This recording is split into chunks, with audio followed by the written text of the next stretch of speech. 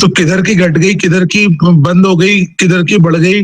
जो ओआई देखना होता है ना, बेसिकली हमारा मोटिव क्या रहता है कि कौन सा काम करने से लोग, कि हम उनकी मंशा पहचानना चाहते हैं, उनके मन में क्या चल रहा है ये पहचानना चाहते हैं। अब मान लीजिए कोई चीज 2 दिन बाद ही एक्सपायरी होने वाली है, तो 2 दिन बाद वाली एक्सपायरी का ओआई तो बना लेंगे लोग, क्योंकि 2 ही दिन बाद एक्सपायरी है, तो 2 दिन का तो मन किसी का कुछ नहीं होता, वो ट्रेडर है। जब हम एक्सपायरी देखते हैं कि 1 महीने की है, और स्टॉक की देखते हैं, स्टॉक में पैसा भी ज्यादा लगता है, इंडेक्स में तो पैसा कम लगता है ना। 1,70,000 रुपए देके बन जाता है एक लॉट, लेकिन वही चीज अगर आप किसी स्टॉक में बनो तो 3.5-4 लाख रुपए लगते हैं, क्योंकि वो महीने की है, और 1 महीने में रिस्क भी बहुत ज्यादा होता है। तो हम ज्यादातर ओआई डेटा का यूज करते हैं स्टॉक के लिए, है ना, इंडेक्स के लिए कम करते हैं। इंडेक्स का ओआई तो हर 15 मिनट आधे घंटे में चेंज हो जाएगा, तो 15 मिनट आधे घंटे में आपको व्यू बदलना पड़ेगा, तो एकदम से बता पाओगे कि यहाँ पर शॉर्ट कवरिंग का डेटा है या बाइंग का या सेलिंग का, तो एकदम से बदल रहा है, तो हर टाइम बदल रहता है। लेकिन अगर आपने सपोर्ट सपोर्ट पता कैसे करेंगे सर कि यहाँ पर 27,500 में सपोर्ट है या 25,000 में सपोर्ट है? वो सपोर्ट अपन फिर कैसे निकालेंगे? फिर पहले तो चार्ट से निकाल लेते हैं, दूसरा ओआई से अगर निकालना है तो ओआई से भी निकल जाएगा, देखेंगे कहां पर ज्यादा पोजीशन बनी हुई है। जैसे अभी के लिए अगर मैं देखूं तो सबसे ज्यादा पोजीशन 800 पे बनी हुई है पुट साइड में, देखो 54.8, लगभग 55 लाख बनी हुई है। और नहीं दिख नहीं रही। एक मिनट एक मिनट,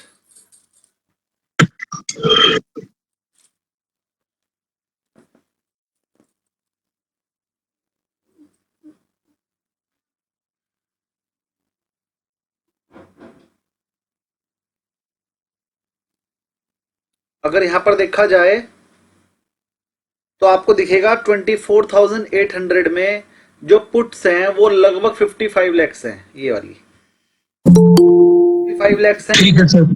और ऊपर जाएंगे तो भी 55 लैक्स के आसपास है, 700 में भी, और ऊपर जाएंगे तो फिर कम हो रही है 600 में, और फिर 500 में बहुत ज्यादा है 65 लैक्स। तो सबसे बड़ा सपोर्ट तो 24,500 है, लेकिन हमने चेक किया कि 500 में भी 65 लाख है, और 800 700 में भी देखिए लगभग लगभग 55 लाख।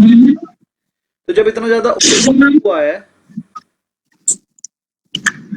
मतलब ये लोग बैठे हुए हैं कि हम इससे नीचे मार्केट को नहीं आने देंगे। हाँ, पुट बेचने का मतलब तो यही है।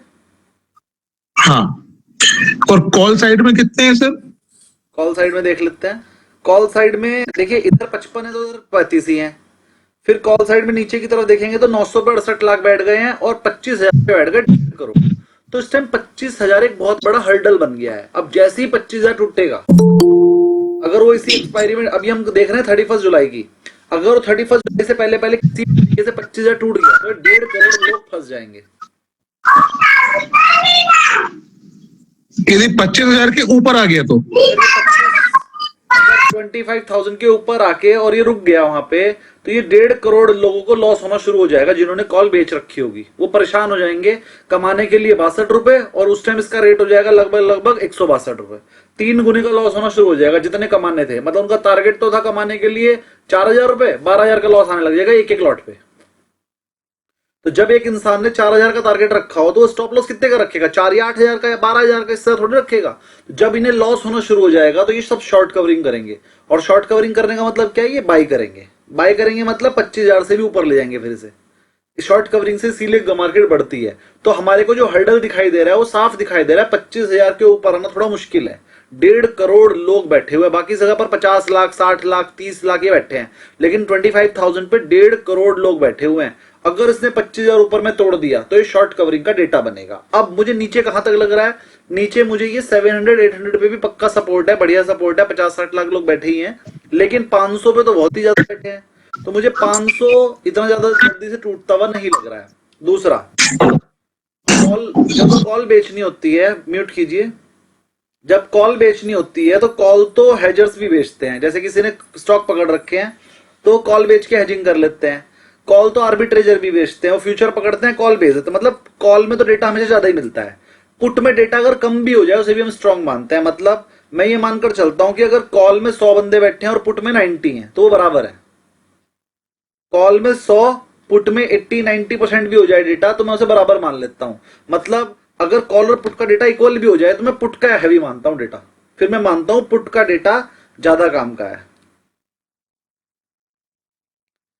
ठीक है, अगर मैं मानता हूं अगर कॉल का डेटा, मान लीजिए कॉल में भी 100 करोड़ बंदे बैठे हैं और पुट में भी 100 करोड़ बंदे बैठे हैं, तो मैं उसे बुलिश मानूंगा, क्योंकि पुट में तो 80% डेटा भी बराबर है। अगर कॉल में 100 करोड़ बंदे बैठे हैं और पुट में 80 करोड़ हो गए तो मैं उन्हें इक्वल मान लेता हूं, क्योंकि पुट में डेटा हमेशा थोड़ा कम ही मिलेगा, कॉल में ज्यादा मिलेगा। तो अगर पुट का थोड़ा बहुत कम उसे उतना ही पॉजिटिव मानते हैं इंडेक्स के सर और स्टॉक। वो चार्ट पे ओआई फिर से दिखाइएगा सर।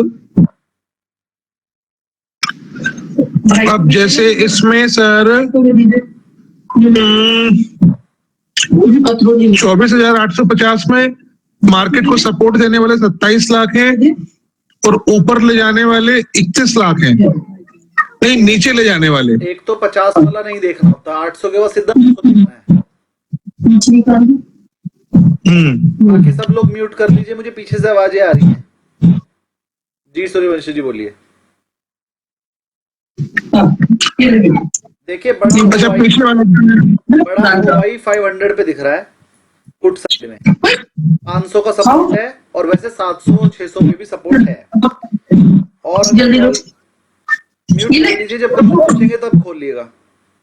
और अगर कॉल की तरफ देखा जाए तो 25,000 पे 1.5 करोड़ बंदे बैठे हुए, सबसे बड़ा OI है। और अगर ऊपर की तरफ जाकर देखें तो 1.5 करोड़ फिर 25,200 पे मिल रहा है, 1.25 करोड़। मतलब 25,000 तो है ही रेसिस्टेंस, फिर उसके बाद 25,200 से बड़ा रेसिस्टेंस है। तो यानी कि अभी इस एक हफ्ता मुझे नहीं लग रहा है मार्केट 25,000 तोड़ेगी। मुझे लग रहा है मार्केट या तो यही घूमती रहेगी, 500 से लेके 25,000 के बीच में घूमेगी मार्केट। मुझे 25,000 तोड़ती हुई तो नहीं लग रही मार्केट एकदम से। और अभी पीसीआर से एक बार चेक करिए ना कितना आ गया, तो उससे अपन क्या मतलब निकालेंगे। ओवर सोल्ड वाला मीनिंग निकालेंगे कि सिर्फ पीसीआर का? देखते हैं सर, पहले पीसीआर क्या आता है निकल के। निफ्टी का पीसीआर आ रहा है 0.58, ओवर सोल्ड के आसपास हो गया है, तो मुझे गिरता हुआ भी एकदम नहीं लग रहा है। मतलब शॉर्ट कवरिंग हो सकती है। मतलब हम अब ऐसा समझकर चलेंगे इसमें कि निफ्टी मुझे नहीं लग रही है, अगर नीचे नहीं गिरेगी तो ऊपर जाती हुई भी नहीं लग रही है 25,000 से ज्यादा, तो ये यहीं पर सपोर्ट लेगी। 24,500 का सपोर्ट है, 6 का भी और 7 का भी है। यहां से अगर शॉर्ट कवरिंग आनी शुरू हुई, शॉर्ट कवरिंग का डेटा है, यहां से अगर शॉर्ट कवरिंग आनी शुरू हुई और गलती से 25,000 कट गया तो फिर 25,000 कट के 25,200 पे जाके रुकेगी। और अगर गलती से 2 कट गया तो फिर 5 पे जाके रुकेगी, 25,500। मतलब ऊपर अगर जाने लगेगी तो तेजी से जाएगी, वैसे ऊपर जाने के चांसेस नहीं है जब तक 25 कटे तब तक। 25 कटा तो शॉर्ट कवरिंग शुरू हो जाएगी, फिर 25 वाले 1.5 करोड़ बंदे शॉर्ट कवरिंग करेंगे, फिर 25,200 वाले पे भी 1.25 करोड़ है वो भी शॉर्ट कवरिंग करेंगे, ये 25,400-500 तक चली जाएगी। अगर शॉर्ट कवरिंग शुरू हुई किसी भी वजह से, कोई भी तेजी आ गई और गलती से 25,000 के ऊपर ये क्लोजिंग दे दी, तो फिर 25,400 तक ही जा सकती है, 5 तक भी जा सकती है। बाकी तब तक डेटा नेगेटिव, जब तक ये 25 ना काटे तब तक ये बेरिश है। 25 काटने के बाद ये ओवरसोल्ड हो गया तो फिर वो शॉर्ट कवरिंग शुरू हो जाएगी।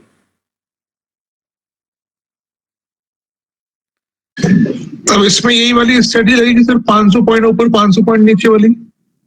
अगर किसी को अभी एक हफ्ते के लिए बनानी है तो मुझे नीचे में 24,500 टूटता हुआ नहीं लग रहा है, तो एक वो बेच लीजिए। ऊपर में मुझे 25 टूटता हुआ नहीं लग रहा है, तो अभी 800 चल रहा है, तो 350 ऊपर 350 नीचे बेचिए।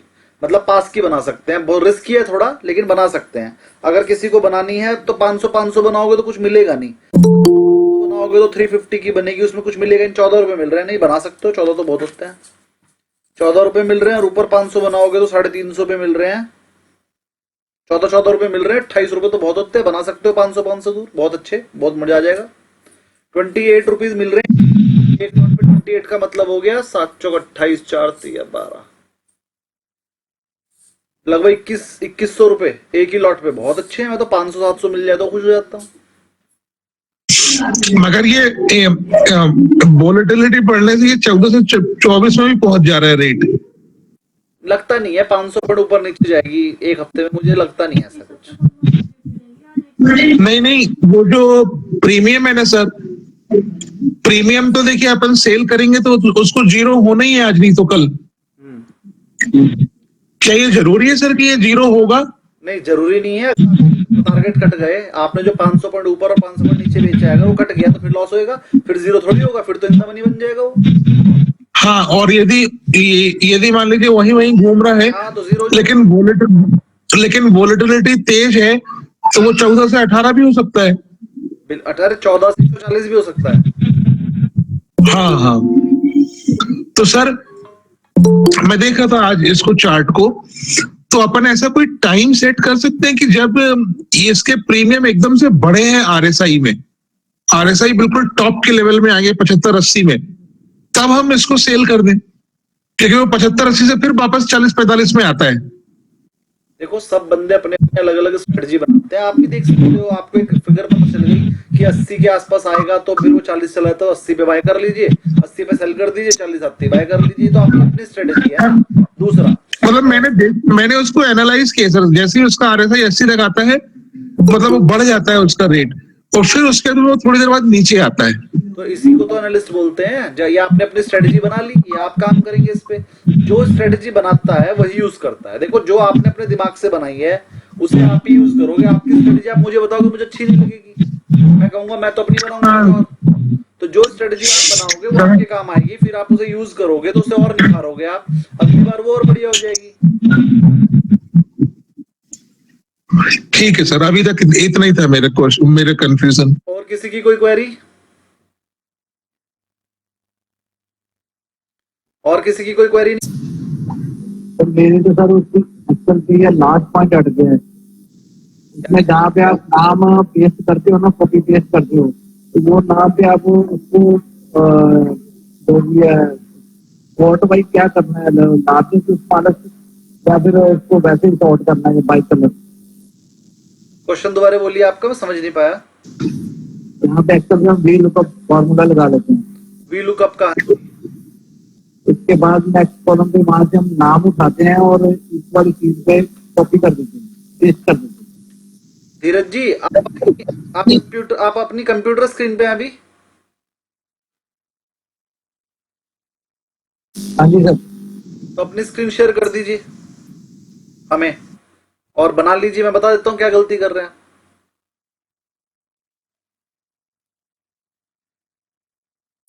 ये कैसे करते हैं? स्क्रीन शेयर का ऑप्शन आ रहा होगा नीचे, तीर बना हुआ आ रहा होगा।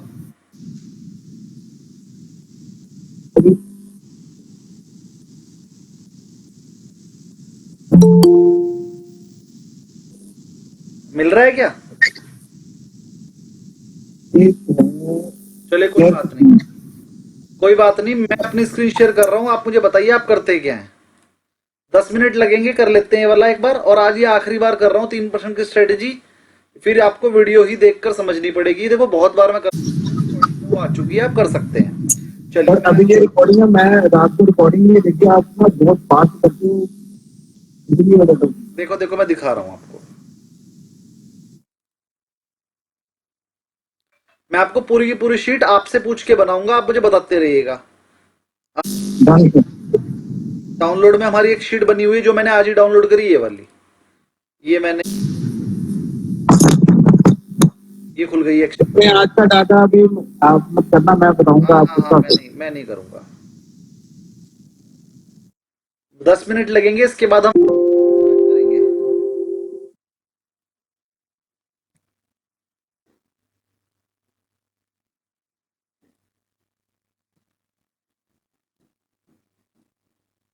ये कल की शीट है, कल तक की थी ये, मैंने अपडेट डाली इसमें 24/7, 24 जुलाई का डेटा हमारे पास आया, तो मैं 24 जुलाई का वी लुकअप लगा रहा हूं।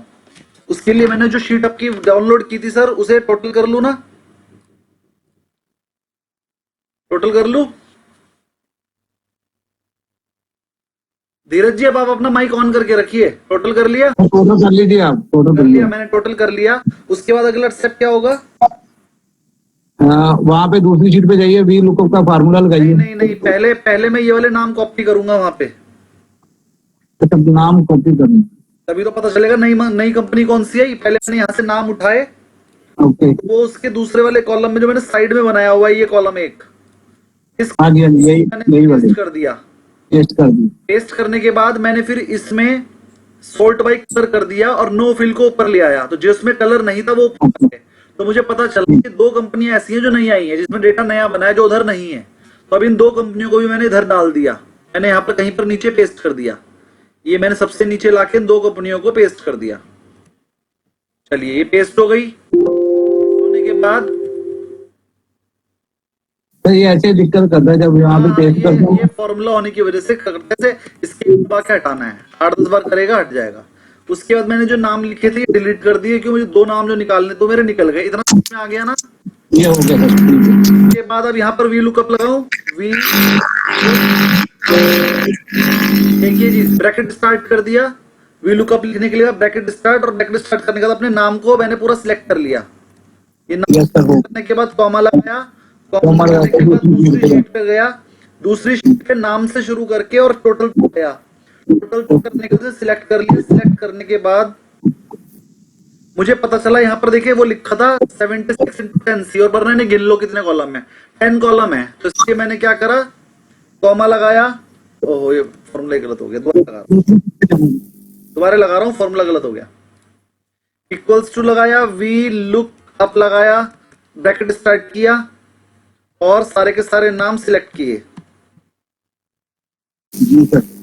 कॉमा लगाया, दूसरी शीट पर गया और नाम से लेके टोटल तक की टोटल सिलेक्ट कर लिया। 10 कॉलम, डन कर दिया। कॉमा लगाया, 10 लिखा, कॉमा लगाया, 0 लिखा, ब्रैकेट बंद और एंटर। तो ये मेरे सामने आ गए। फिर इक्वल्स टू डिफरेंस लिया 2 का। फिर एक और इक्वल्स टू, ये वाला करो या ना करो मर्जी है, डिफरेंस। तो 2 दिन का हो जाएगा। और इसको लार्जेस्ट टू स्मॉलेस्ट कर दिया। अब जिन जिन जिनका देखो नॉट एप्लीकेबल आ गया, जिनका डेटा नहीं बना तो उन्हें डिलीट कर दिया। 3 का डेटा नहीं बना, उठा के ने डिलीट कर दिया। और जिनका डेटा बना था उनके नॉट एप्लीकेबल को 0 कर दिया। तभी तो उसको कैलकुलेशन हो पाएगी ना। वो डाटा हमने देखना है, वो सर फ्रंट एंड का ही देखना है। जैसे फ्रंट एंड में डाटा बना, पीछे नहीं बना, हाँ जी, तो उसको फीड करना है या नहीं करना। क्या कह रहे हैं? कि जो फ्रंट डेट में डाटा जिसका बना है आज का बन गया, पीछे नहीं है वो, तो उसको रीड करना है या उसको रखना है। जिसका डेटा 0 हो गया है, जो डेटा 0 था अभी मैंने उसको डिलीट कर दिया, 0 हो गया, उसका क्या करूंगा? डन। तो ये 3 इसको जब आप फर्स्ट डे और सेकंड डे में फार्मूला लगाया तो वहां पे कुछ नहीं करना, ताजा तो मालक कुछ नहीं करना। आपकी ना आवाज साफ नहीं आ रही, आप ना बिना हेडफोन की बात कर लीजिए, तब साफ आएगी। क्या पूछ रहे थे आप, एक बार और बोलिए। तो मैं कह रहा था कि जब फर्स्ट डे पे और सेकंड डे का आप जब टोटल लगा लेते हैं, ठीक है जी, उसमें हमने सॉर्ट नहीं करना ना उसको। सॉर्ट करेंगे, किसको नहीं करना? फर्स्ट वाले को करेंगे सॉर्ट। तो फर्स्ट डे का डिफरेंस है ना। हाँ ये मैंने लगाया K-J किया हुआ है, इसको हाँ, कर दिया। लार्जेस्ट टू स्मॉलेस्ट करके मुझे पता चल गया कि इन 4 चीजों में डेटा बना था आज। Canara bank, LTF, Tata motor, VEDL। अब कैनरा बैंक में जो डेटा बना था ना, मेरे हिसाब से वो शायद नेगेटिव बना था, मैंने जब चेक किया था। तो बाकी आप देख लेना। नेगेटिव बना था आपने, मैसेज डाला। हाँ डाला था मैंने। हाँ तो कैनरा बैंक नेगेटिव बना था, चेक नहीं किया। सेकंड डे का तो सॉर्ट करना है, तो उसको भी ऐसे। सेकंड देखो मैं बताता हूँ, शीट आप अपने हिसाब से यूज कर सकते हो। मैंने सेकंड डे इसलिए बनाया था कि कभी कभी डेटा इतना ज्यादा बन जाता है, तो मैं 2 दिन का डेटा, कभी कभी मैं लेट हो जाता हूँ, उस दिन की शीट बना नहीं पाता हूँ, तो फिर मैं 2 दिन के डेटा से भी कर लेता हूँ अपनी स्ट्रेटेजी। जब मैंने 1 दिन का डेटा देखा ही नहीं, 2 दिन का एक साथ देख लेता हूँ। तो फिर मैं 2 दिन का अपने लिए कॉलम बना के रख लिया। आप चाहो 3 दिन का भी बना के रख लो, 4 दिन का भी बना के रख लो। शीट आप अपने हिसाब से बदल सकते हो। अगर आपको लगता है कि कोई कॉलम होना चाहिए तो आप डाल लो उसमें कॉलम। तो वैसे नहीं है तो हम एक दिन के डे का डिफरेंस मैं लेके हम काम कर 1 दिन का यूज करता हूँ। हाँ सेकंड डे का मैं यूज ही नहीं करता हूँ। तब करता हूँ जब 1 दिन का ना बना पाया तो फिर 2 दिन का यूज कर लेता हूँ। सकते हैं। चलिए तो 3% स्ट्रेटेजी कंप्लीट। अब पढ़ना शुरू करते हैं, बहुत दिन हो गए।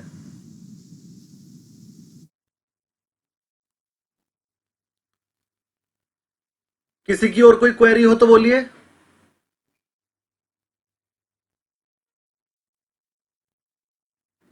कोई क्वेरी नहीं है, किसी ने क्वेश्चन नहीं करे, इसका मतलब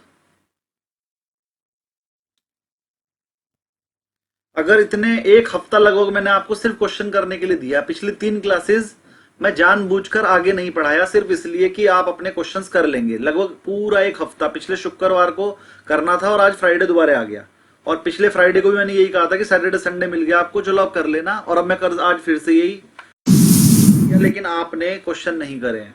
पूरे एक हफ्ते में 4 या 5 प्रॉब्लम ली गई हैं 1-2 बंदों के द्वारा, तो जिन्होंने 4 या 5 लिए उनके भी पूरे नहीं हुए हैं। मुझे नहीं समझ में आ रहा है, आप फिर कहते हो कि हमें समझ में नहीं आ रहा है। जब आप नहीं कर जी सर, ये वाला ये 79 पेज में 10th क्वेश्चन है ना सर, ये it is showing that if RSI is above 70 and it's still rising, suppose it rises to 80-85, then how to approach this for this one? चलिए, क्वेश्चन बोल रहा है इफ RSI इज अबव 70। देखो 70, RSI 0 से लेके 100 के बीच में होता है, हाँ यस, वही जो मैंने आपको बताया था। अब RSI PCR से उल्टा काम करता है। वो क्या करता है, मान लीजिए RSI आपका 70-80 के आसपास आ गया, मतलब बहुत हाई लेवल पे आ गया, 100 तो टोटल ही है, और प्राइस राइजिंग और प्राइस भी बढ़ रहा है, मतलब ठीक है, ये अभी सही है 70 लेवल पर तो ठीक है, लेकिन ये 80-90 हो जाएगा तो वो ओवरबॉट पोजीशन हो जाएगी। तो आपको क्या करना है, वेट करना है कि इसे ओवरबॉट पोजीशन पे आने दो। What would be the traders best approach, कि वो वेट करेगा कंफर्मेशन का कि रिवर्सल कहां से आ रहा है। जब ये RSI 70 से बढ़ के 80-85 जाएगा तब वहां पर रिवर्सल जरूर आएगा। तो जैसे ही रिवर्सल आएगा बस आपने तब बेचना है, इसका मतलब प्रॉफिट बुकिंग शुरू हो गई है। तो अभी तो हम we have to wait for reversal up to 85. अभी क्या हो रहा है, जैसे निफ्टी का जो PCR चल रहा है वो 0.5 चल रहा है, तो इसे RSI की फॉर्म में बोल लूं तो 50 बोल सकते हैं। RSI और PCR एक ही बात होती है, बस RSI को पॉइंट हटा के बात करते हैं और PCR को पॉइंट लगा के बात करते हैं। पुट कॉल का रेशियो ही तो होता है RSI भी। तो अब हम मान लीजिए हमारा निफ्टी का PCR 0.5 चल रहा है, तो मैंने 0.59 चल रहा है, तो मैंने इसे क्या कहा, अभी सूर्यवंशी जी ने पूछा था सर क्या हो सकता है, तो मैंने कहा वैसे तो ये ओवरसोल्ड लेवल पे है, लेकिन आपको इंतजार करना है रिवर्सल का। मुझे लगता है कि अभी 800 पे निफ्टी है तो 700 के आसपास से रिवर्सल आ जाएगा या 600 पे आ जाएगा। जहां से भी निफ्टी में रिवर्सल दिखे आपको, कोई बड़ी कैंडल वॉल्यूम के साथ बनती हुई दिखे, ये ओवरसोल्ड लेवल पे है, रिवर्सल तो आएगा ही आएगा। आपको जब भी वो रिवर्सल दिखे तब आप निफ्टी को बाय कर सकते हो। बस ये देख लेना वॉल्यूम अच्छी हो और बढ़त थोड़ी ज्यादा ही हो, तो आप उस टाइम पर ऐसे ही जब आपका ओवरबॉट पोजीशन हो जाए तो एकदम से नहीं गिरेगा। आपको इंतजार करना है कि वॉल्यूम के साथ जब सेलिंग आएगी बस आपने तभी सेल करना है। तो 70 की जगह हो सकता है वो 70 2 दिन तक रहे, है तो ओवरसोल्ड, लेकिन हो सकता है 70 वाला ही 2 दिन तक रह जाए। तो आपने अगर बेच दिया तो आपकी तो कॉल 0 हो जाएंगी, पुट 0 हो जाएगी। तो इसलिए इंतजार करना है रिवर्सल का, जब गिरनी शुरू हो जाए मार्केट में तभी बेचना है। तो इसका जो सही तरीका होता है ट्रेडर के लिए कि जब RSI हाई लेवल पे आ जाए या PCR हाई लेवल पर आ जाए तो अपनी अगर पहले से खरीदी हुई पोजीशन है तो उसको प्रॉफिट बुक कर लेना चाहिए, लेकिन अगर फ्रेश पोजीशन बनानी है तो वेट करना चाहिए रिवर्सल का। Now I got it. This one 70-82. Thank you sir. और कोई क्वेरी किसी की?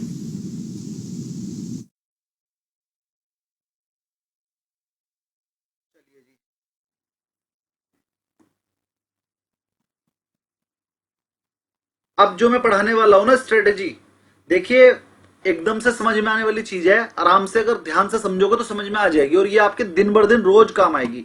और अब इतने क्वेश्चंस आने वाले हैं आप सबके, अगर किसी के अब भी क्वेश्चन नहीं आए तो फिर वो कुछ नहीं समझ पा रहा है, इसका मतलब। तो क्वेश्चन तो आएंगे सबके, चलिए देखते हैं कितने आते हैं, पढ़ते हैं। ऑप्शन स्प्रेड सिखा रहा हूं। स्प्रेड का मतलब ये होता है कि हमने ऑप्शन जो बनाए हैं ना, हमने उसमें कुछ नयापन ला दिया। नॉर्मल ऑप्शन, वनीला ऑप्शन नहीं लिए हमने। वनीला ऑप्शन में बोलता हूं सिर्फ ऑप्शन एक ऑप्शन की बना लिया। अच्छा चलिए अब ये बताइए, अच्छा मैं जितनी भी स्ट्रेटेजी बताऊंगा सिर्फ कॉल से बता दूं, पुट तो आप सीख ही जाओगे उसका उल्टा है। मैं आपको सर थोड़ा पूरा हम नहीं समझ पाएंगे। Call and you tell about put also sir. Because call और पुट दोनों बताऊंगा, आप हो जाओगे कंफ्यूज, क्योंकि मैं जब भी पुट बताता हूँ आपको समझ में नहीं आता है। तो उसका तरीका ये है कि कोई भी एक स्ट्रेटेजी है मैं कॉल से समझा देता हूँ, आप अपने जब कॉल अच्छे से समझ जाओगे तो कोर्स खत्म होगा, पुट अपने आप बना लेना, उसका उल्टा होता है। या 1-2 दिन रुक जाओ, 1-2 दिन में जब आपको कॉल अच्छे समझ में आने लगेगी तो फिर आगे की स्ट्रेटेजी पुट के साथ भी समझा दूंगा। अभी तो बेसिक स्ट्रेटेजी आएंगी, वो खाली कॉल से समझा दूंगा, तो उससे क्या होगा, आपको समझ में आएगा और फिर उसकी पुट अपने आप बना लेना 2 दिन बाद जब सीख जाओगे अच्छे से। है ना, नहीं समझ में आएगा तो मैं पुट से भी बनवा दूंगा, कितनी देर लगेगी, बनवा दूंगा पुट। ठीक है सर। लेकिन अगर आज ही दोनों समझाऊंगा ना, आप कंफ्यूज हो जाते हो हर बार, मैं देख रहा हूं बहुत दिनों से, तो इसलिए मैं चाह रहा हूं कि कॉल कॉल समझाऊं। पुट जब भी मैंने समझाई है आप कॉल भूल जाते हो, तो मैं कॉल से स्ट्रेटजी समझा रहा हूं, पुट उसकी उल्टी है, वो भी करवा देंगे। अभी 1-2 दिन के लिए, 1-2 क्लास के लिए मैं पुट को भूल रहा हूं, सिर्फ कॉल कॉल से समझा रहा हूं, पुट उसका उल्टा कर देंगे बस, और क्या। चलिए तो पहली स्ट्रेटजी पढ़ते हैं। ऑप्शन स्प्रेड क्या होते हैं? Option spread, option spread refers to simultaneous, simultaneous मतलब एक साथ, purchase and sale of option, एक ऑप्शन परचेज करेंगे, एक ऑप्शन सेल करेंगे। जब दो ऑप्शन का पेयर बनाते हैं जिसमें से एक बाय किया हो और एक सेल किया हो, तो उसे स्प्रेड बोलते हैं। पेपर में क्वेश्चन आ सकता है कि इनमें से स्प्रेड कौन सा है, तो जिसमें एक ऑप्शन बाय किया हो और एक सेल किया हो, सिर्फ उसी को स्प्रेड बोलेंगे, बाकी का नाम कुछ और होता है। बाकी का नाम जो होता है वो मैं बता दूंगा। चलिए, contract with different strike price या फिर एक्सपायरी डेट, अब या तो उनकी डिफरेंट स्ट्राइक प्राइस अलग होनी चाहिए, एक्सपायरी डेट, दोनों में से कोई एक चीज अलग होनी चाहिए। They are commonly use. तो बुक नहीं दिख रही सर? अच्छा, बुक नहीं दिख रही, दिख रही है सर, दिख रही है। सबको दिख रही है सर। नहीं, अब नहीं दिख रही है। अब दिख रही है? अब दिखा, हाँ, तो सूर्यवंशी दिख गई। दिखा, दिख रहा है, आप दिख रहे हैं सर।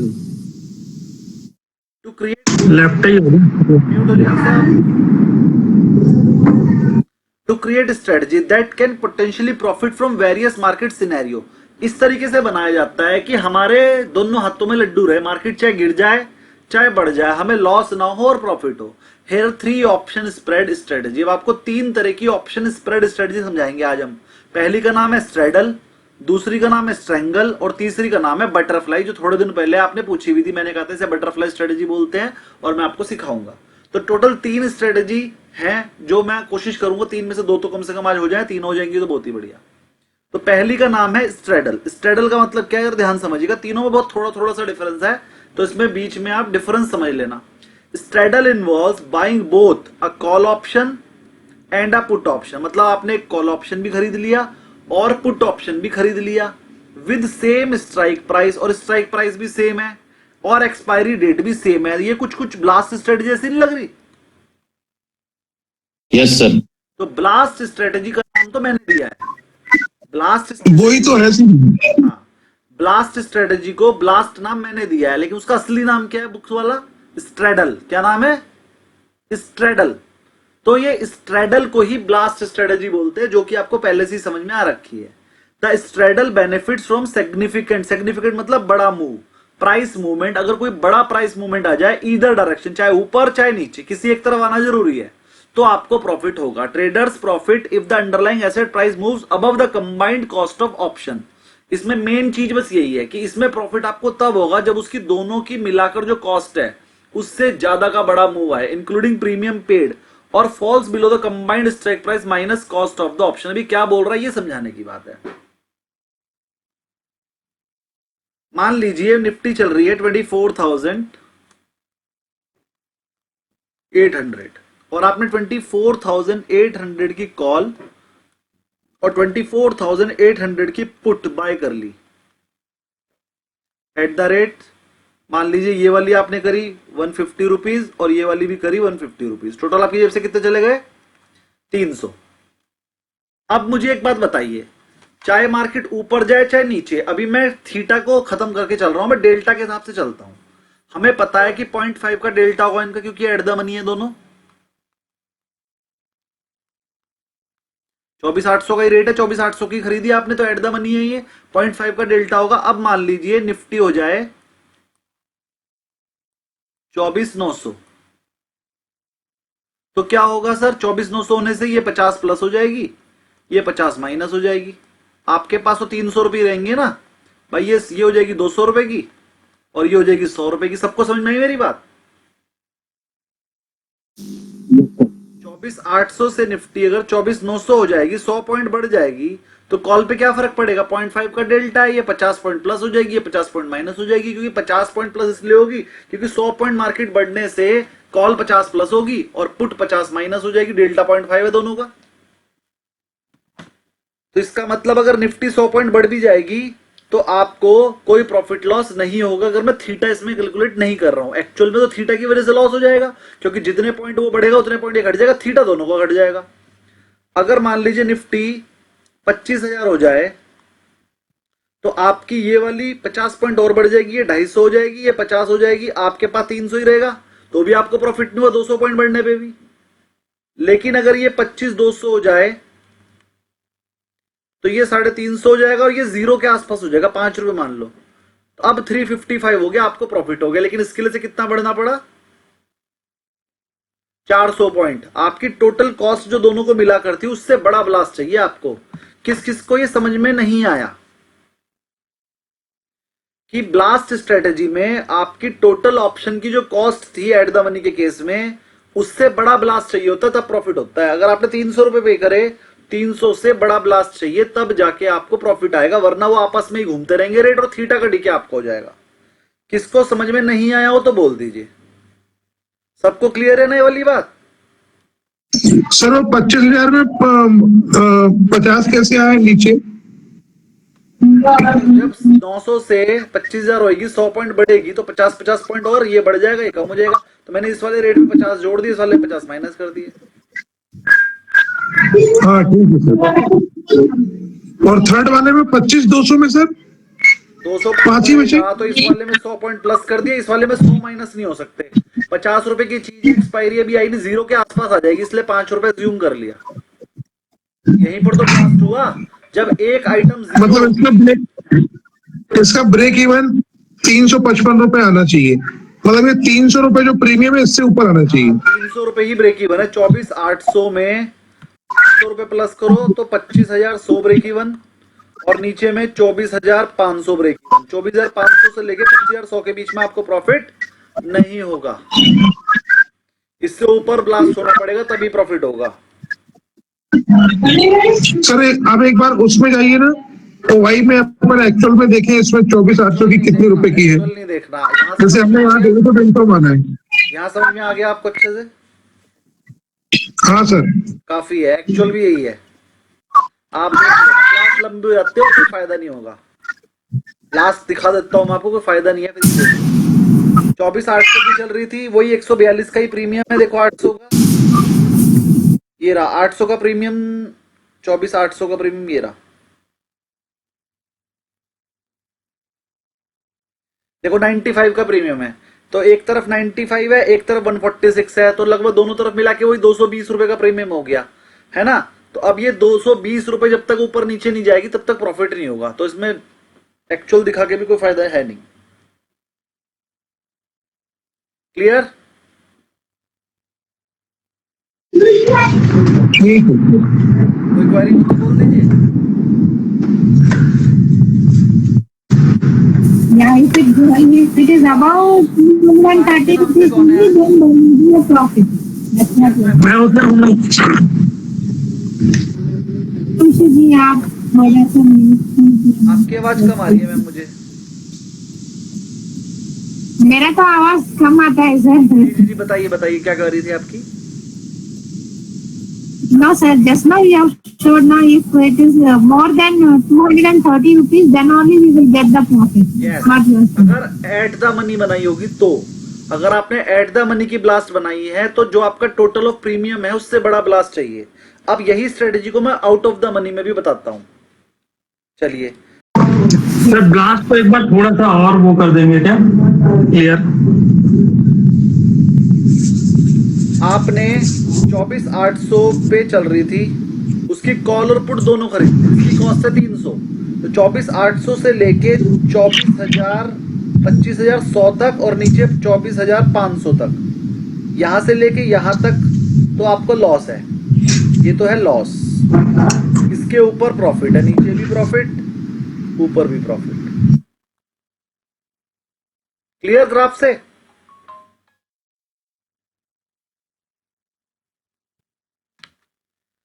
सर क्लियर हुआ? आपने 800 तो प्रॉफिट आ ही रहा है ना, 25,000 स्क्रीन दिखाई ना सर? हाँ तो यहाँ पे प्रॉफिट तो आ ही रहा है ना इस साइड में। आपने 24,800 पे 300 रुपए खर्च कर दिए, तो 300 तो आपके खर्च हो गए ना। तो अब अगर 300 पॉइंट ऊपर चला भी जाएगा तो एक तरफ का 0 हो जाएगा, एक तरफ का 300, तो आपको तो लॉस ही रहेगा।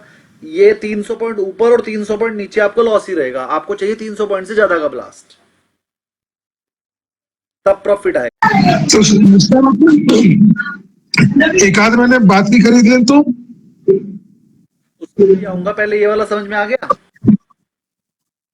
हाँ सर, ये तो समझ में आ आगे गया। बढ़ते हैं थोड़ा सा आगे, एक स्टेप और आगे। यही वाला क्वेश्चन है, 24,100 ही प्राइस है,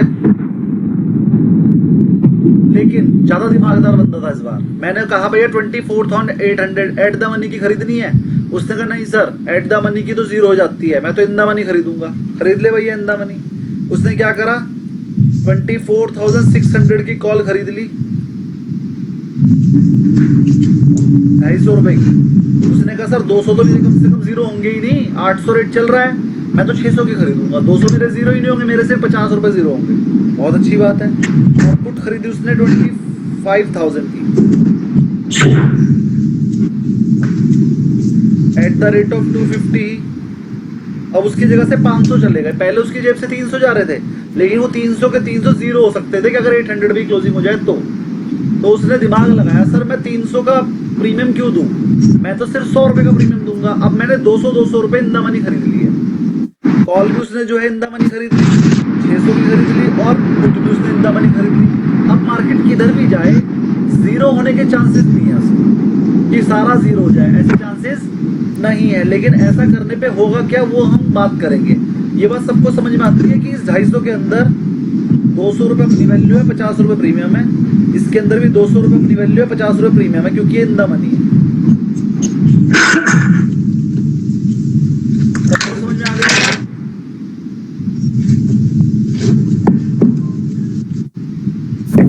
अरे यस बोल दिया करो तो मुझे पता लग जाता है, आ रही है समझ में। सर ये 25,000 वाली कॉल तो आउट ऑफ द मनी है। अच्छा 25,000 तो क्या अपन 24,800 25,000 वाली पुट खरीदी भाई साहब। इंदर मनी। अच्छा पुट है। हाँ ध्यान से पढ़ो। चलो हाँ सर। हाँ, तो 24,600 की इन द मनी कॉल खरीद ली 200 पॉइंट अंदर, और पुट हमने बढ़ाकर खरीद ली 200 पॉइंट अंदर, तो दोनों के दोनों इन द मनी है। और हमने 500 रुपए ले लिए। इधर ध्यान समझिए लेवल। अगर 25,000 की बात करें तो 25,000 प्लस 500 रुपए का प्रीमियम दिया है, यानी कि 25,500 तक प्रॉफिट नहीं आएगा ऊपर। और नीचे 24,600 में 500। हेलो सर, क्लास ले रहा था मैं, इसके बाद कॉल करूं आपको 1 घंटे में?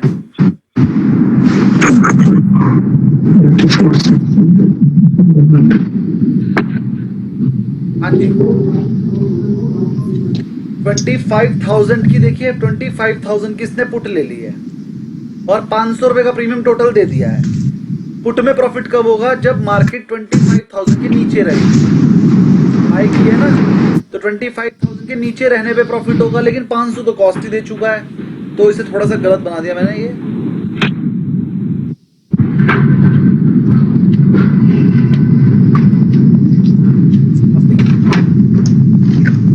500 रुपए का उसने प्रीमियम दे दिया है। अरे क्या तो क्लास में, अब उसने 500 का प्रीमियम दे दिया है। तो जरा ध्यान से समझिए, 24,600 की कॉल है, उसने कॉल बाय की हुई है 24,600 की, यहां पर मान लिया ऐसे 24,600। अब 24,600 की कॉल में प्रॉफिट कब होगा, जब मार्केट रेट बढ़ेगा 24,600 के ऊपर रहेगा, लेकिन 500 रुपए ऊपर तक भी उसे प्रॉफिट नहीं होगा। यानी कि 24,600 की कॉल जब 24,900 तक जाएगी तो आपका सिर्फ ब्रेक इवन आएगा कॉल में, और पुट में उस टाइम पर क्या मिल रहे होंगे 100 रुपए, तो आपको प्रॉफिट आ जाएगा 100 रुपए का।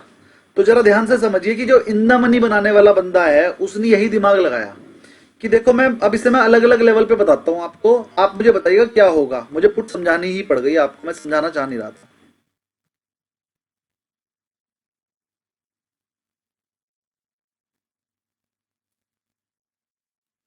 इसी वाले बंदे का बताओ क्या होगा, अगर मार्केट आ जाए 24,000 पे तो क्या होगा, अगर मार्केट आ जाए 24,500 पे तो क्या होगा, अगर 25,000 पे आ जाए तो क्या होगा, और 25,500 पे आ जाए तो क्या होगा।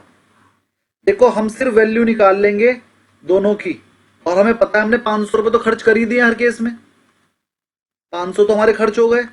अब देख लेंगे कि इस लेवल पर आकर हमारे को वैल्यू क्या मिलेगी। 24,000 होने पे कॉल जीरो हो जाएगी क्या,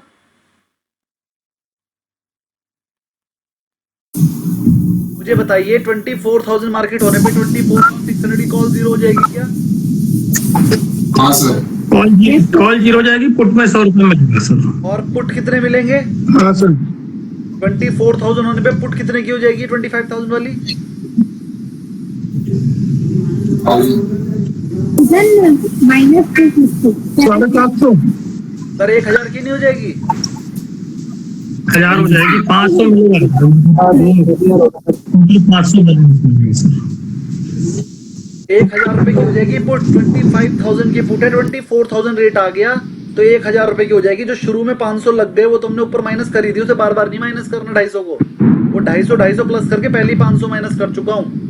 तो प्रॉफिट निकालने के लिए यहाँ सेल प्राइस लिखनी पड़ेगी, सेल प्राइस है 1,000 रुपए, तो 1,000 रुपए पुट में से मिलेंगे, कॉल हो जाएगी जीरो, तो हमारे को ओवरऑल 500 का प्रॉफिट होगी, क्योंकि यहाँ पर ब्लास्ट हो गया था हमारे, हमने 24,800 की मार्केट थी और ब्लास्ट हो गया सीधे 1,000 पॉइंट का। तो देखो प्रॉफिट हो गया 1,000 पॉइंट का ब्लास्ट होने से 500 पॉइंट का, 500 पॉइंट हमने दिए थे।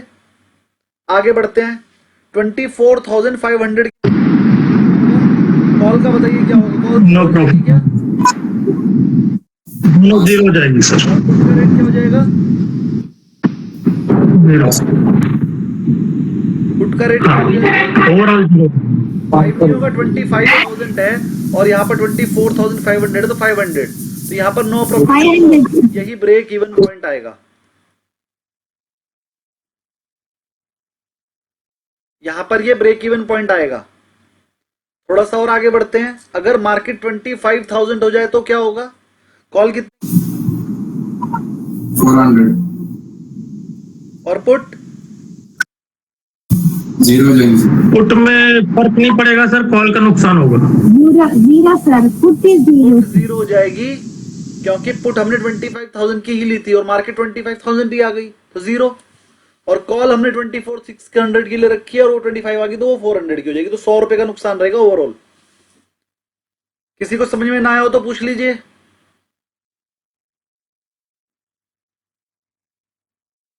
सर थर्ड वाले एक बार फिर से बोलिए थर्ड सर। वाला बताइए, आप बताइए 25,000 मार्केट हो जाए तो 24,600 की कॉल कितने की हो जाएगी,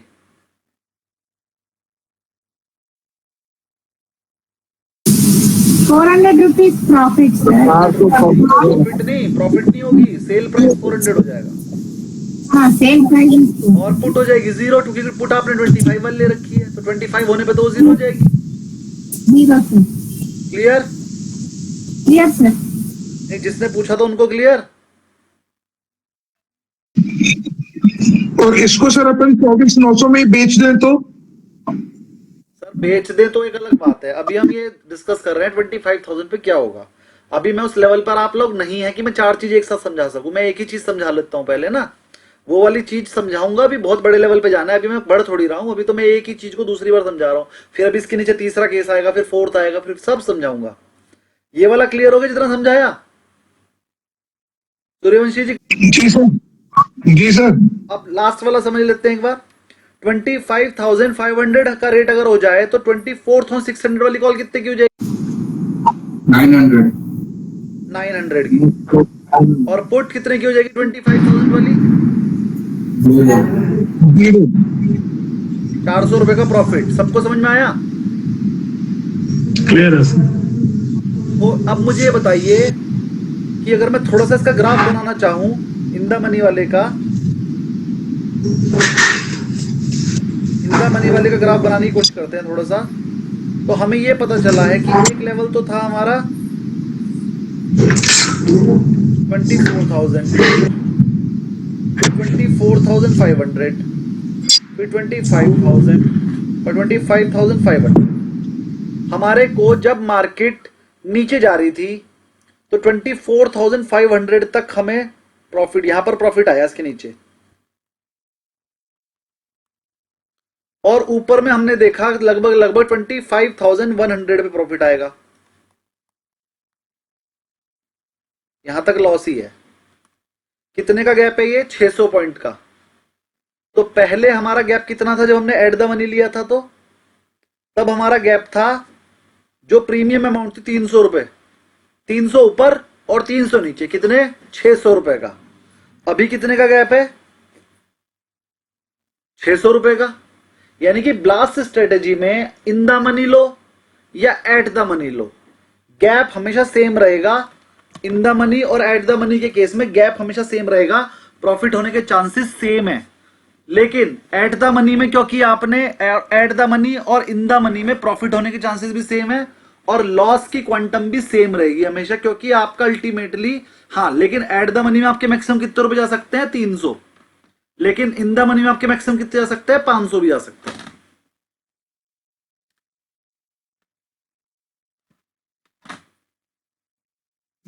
और लॉट 75 का है तो 500 इंटू 75। वो तो है ही, उसकी क्या डिस्कशन करनी।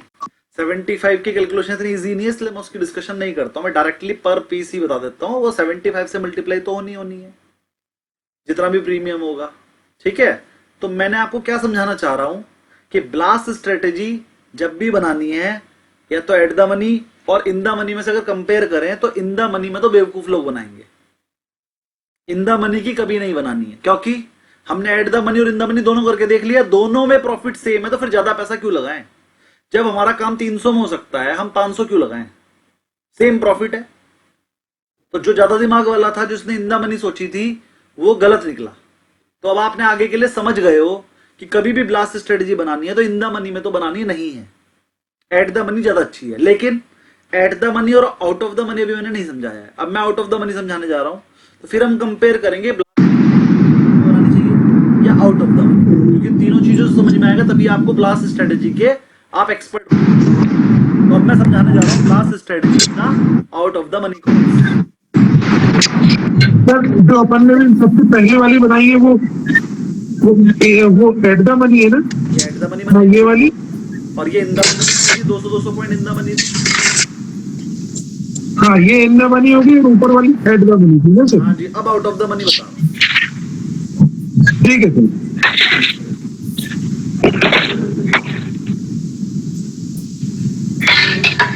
When you are saying, sir, one doubt, sir, last sentence you told, no, why we should not do ITM?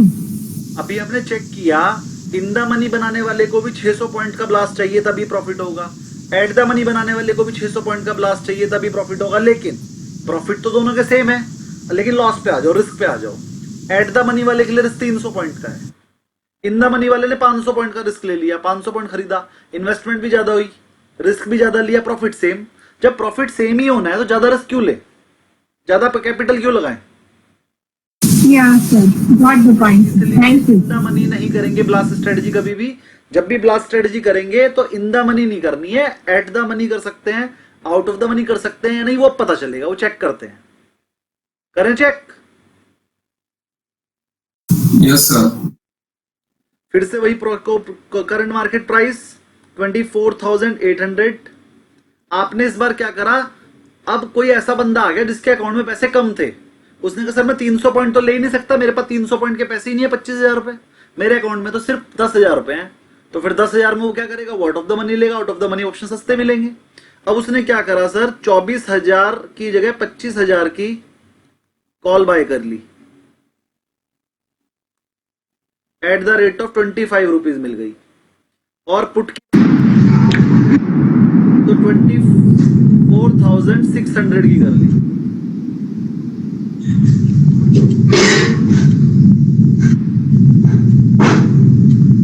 तो उसने सस्ती, जो हम out of the money call हमेशा बेचने के लिए बोलते हैं कि वो जीरो हो जाएंगी, उसने कहा सर ब्लास्ट ही तो होना है, ब्लास्ट होगा तो जब वैसे भी तो 600 पॉइंट का ब्लास्ट चाहिए, मैंने तो ये ले ली 25,000 और 24,600 की आउट ऑफ द मनी, जो मैं हमेशा बेचने के लिए बोलता हूँ आपको, उसने क्या कर लिया, खरीद लिया। अगर ब्लास्ट हो गया तो बेचने वाले को नुकसान होता है, खरीदने वाले को फायदा हो जाता है। तो उसने कहा सर मैं रिस्क बहुत कम लूंगा, अगर जीरो हो जाएंगी होने दो, 85 रुपए जाएंगे, लेकिन अगर कहीं ब्लास्ट हो गया तो मेरे 50 के 150 हो जाएंगे, 200 हो जाएंगे। बहुत बढ़िया दिमाग लगाया।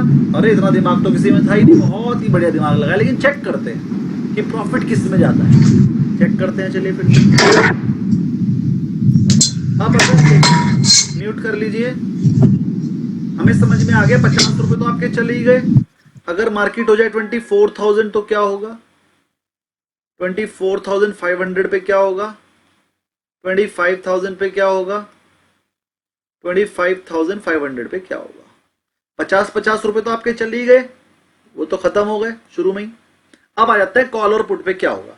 अच्छा मुझे बताइए 25,000 वाली कॉल अगर हो जाए तो क्या हो जाएगी?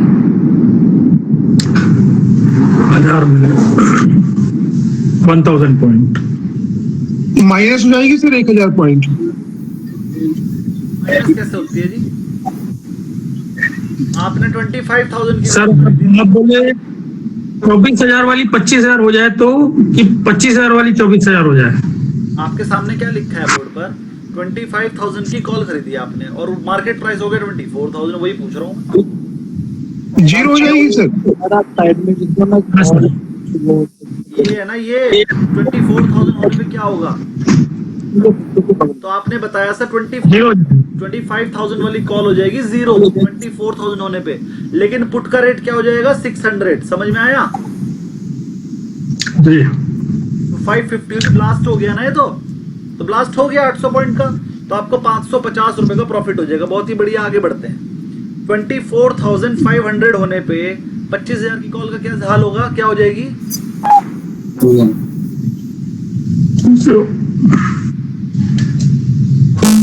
ये भी जीरो हो जाएगी sir. Very good. Zero. Sir zero sir. और पुट कितने की हो जाएगी?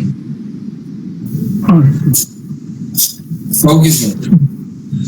50 रुपए का प्रॉफिट। exact अगली पे चलते हैं।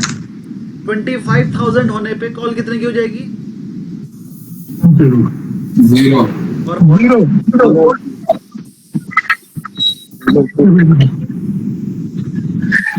वो भी जीरो हो जाएगी। भाई पुट तो तब फाइनल होगा 24,600 से नीचे जाए। ये तो बीच में एक्सपायर हो गई। 24,600 से लेके 25,000 के बीच में अगर एक्सपायर हो गई तो दोनों जीरो हो जाएंगी। यही तो आपकी सेलिंग वाली स्ट्रेटजी। तो आपको नुकसान हो गया, सेलिंग वाले को फायदा हो गया, दोनों जीरो हो जाएंगे। अगर 25,500 हो जाए तो कॉल का रेट क्या हो जाएगा?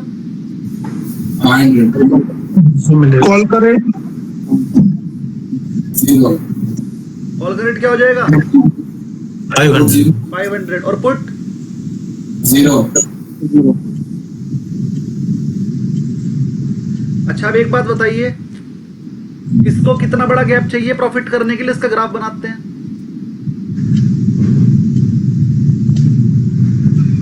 सर ये वर्ड फाइल को मिटाइएगा बट हमको दे दीजिएगा। ठीक है जी। देखिए जी, ये आगे 24,500 और ये 500 पे मैंने मार्क बना दी। और ये आगे 25,000 24,500 और 24,000। तो हमने एक बात चेक की कि लगभग 24,450 तक 550 तक 24,550 तक हमें लॉस था। और 25,000 में 50 और ऐड कर दी, 25,050 तक लॉस था। यहाँ लॉस है और यहाँ प्रॉफिट। तो हमें लगभग 1,000 पॉइंट का गैप हो गया। तो जब हम आउट ऑफ द मनी करते हैं काम, तो वहां पर हमारा गैप था 600 पॉइंट का, क्योंकि हमने एट द मनी ली थी। लेकिन अब हमने 200 point out of the money लिए, तो वही 400 पॉइंट जुड़ गए उसके अंदर और 1000 पॉइंट का गैप मिल गया। एक तो जो हमने प्रीमियम लिया था वो 50 पॉइंट, ये भी। और लगभग समझ में आ गया, अगर हम एट द मनी करते हैं तो हमारा रिस्क थोड़ा ज्यादा है लेकिन रिटर्न भी ज्यादा है। सिर्फ 300 पॉइंट के गैप पे ही हमें काम हो जाएगा। लेकिन जब हम इन द मनी करते हैं तो बेवकूफी है, रिस्क तो ज्यादा हो गया लेकिन रिटर्न ज्यादा नहीं हुआ, रिटर्न उल्टा कम हो गया। रिटर्न एट द मनी के इक्वल है, तो इसलिए इसे नहीं करना है। या तो एट द मनी करनी है। आउट ऑफ द मनी में क्या होता है, हमारा रिस्क बहुत कम हो जाता है। पहले 300 का रिस्क था, 50 का रिस्क है, लेकिन रिटर्न भी बड़ा कम हो जाता है। तो अगर किसी को कम रिस्क लेके कम रिटर्न लेना हो तो वो क्योंकि बीच में डिफरेंस बढ़ गया। डिफरेंस बहुत ज्यादा हो गया ना, इतना बड़ा ब्लास्ट होने के चांसेस भी कम हो गए, तो रिस्क भी कम है तो रिटर्न भी तो कम है। सर यहाँ पर हाँ जी, सर यहाँ पर 24,550 सर। एक बार चार्ट बता दीजिए सर। यहाँ पर 24,550 नो हाँ जी, in this graph.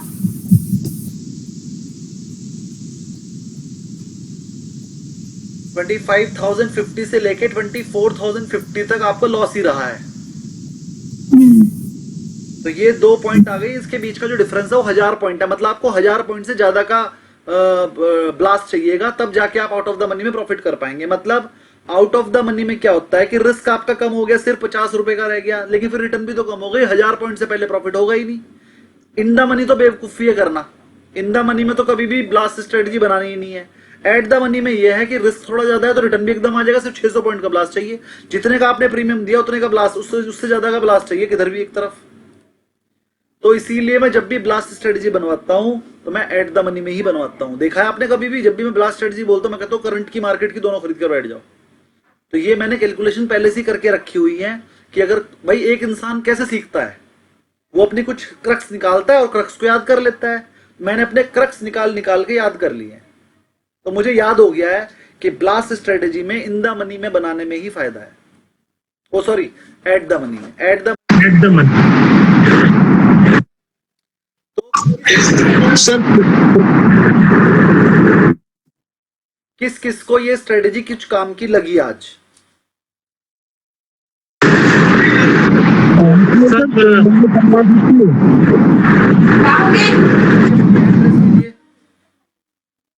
Hand raise कीजिए बस जिसकी कोई क्वेरी हो। जी विवांश चंद्रशेखर जी, हाँ जी बोलिए, आप बोलिए। हाँ सर, हेलो। ओ बेटे का टैब है सर, मेरा लैपटॉप काम नहीं कर रहा है इसलिए मैं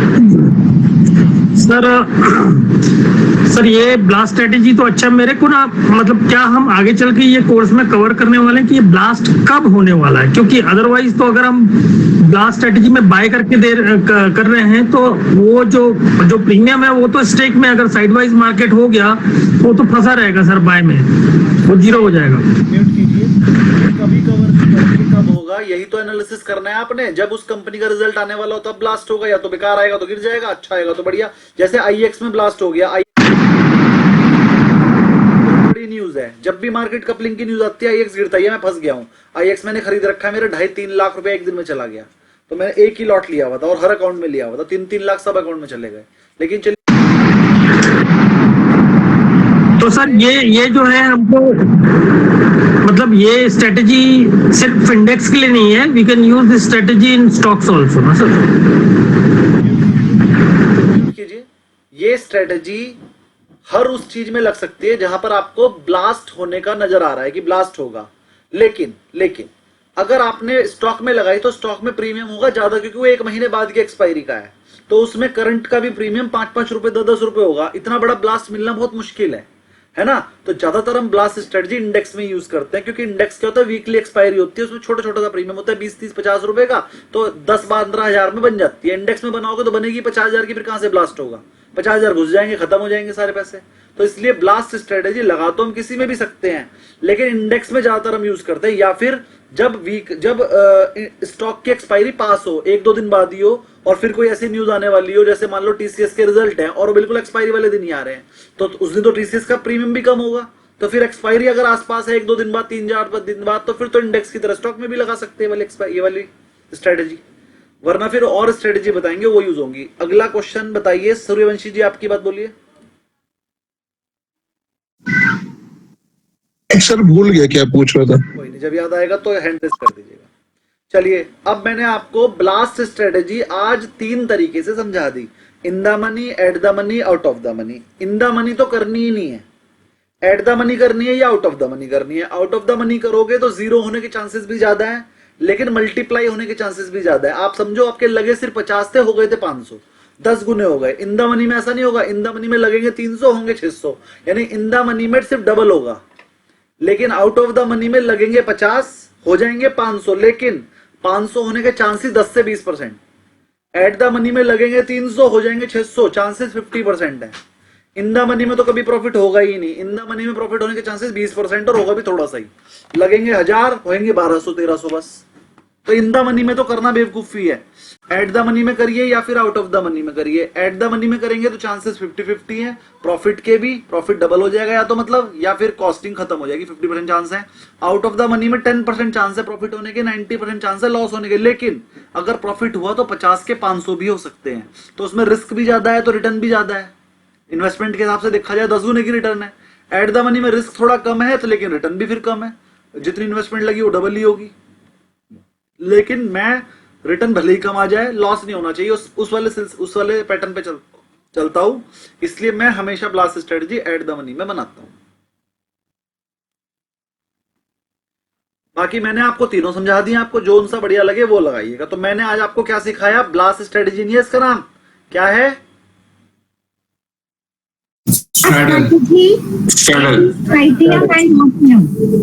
सर वो वर्ड वाला फाइल खोलिए, यहाँ पे उसने आपने वो लिखा हुआ एटीएम का वो रिक्स रिवॉर्ड। हाँ सर आपने, नहीं नीचे आइए सर, नीचे आइए। नहीं कहाँ मैं आपको दे रहा हूँ ये फाइल। नहीं वो देना नहीं सर, उसमें एक चीज पूछना था आपको सर। कंप्लीट होने के बाद दीजिएगा ना। जी पूछिए जी, बताइए काम। सर थोड़ा वहाँ जहाँ एटीएम ओटीएम अपने रिक्स और रिटर्न का वो जो ग्राफ बनाया। हाँ जी नीचे। हाँ बस सबने देखा, एटीएम में रिस्क भी ज्यादा है और रिटर्न भी ज्यादा है। हाँ। और ओटीएम में रिस्क कम है, रिटर्न भी कम है। हाँ।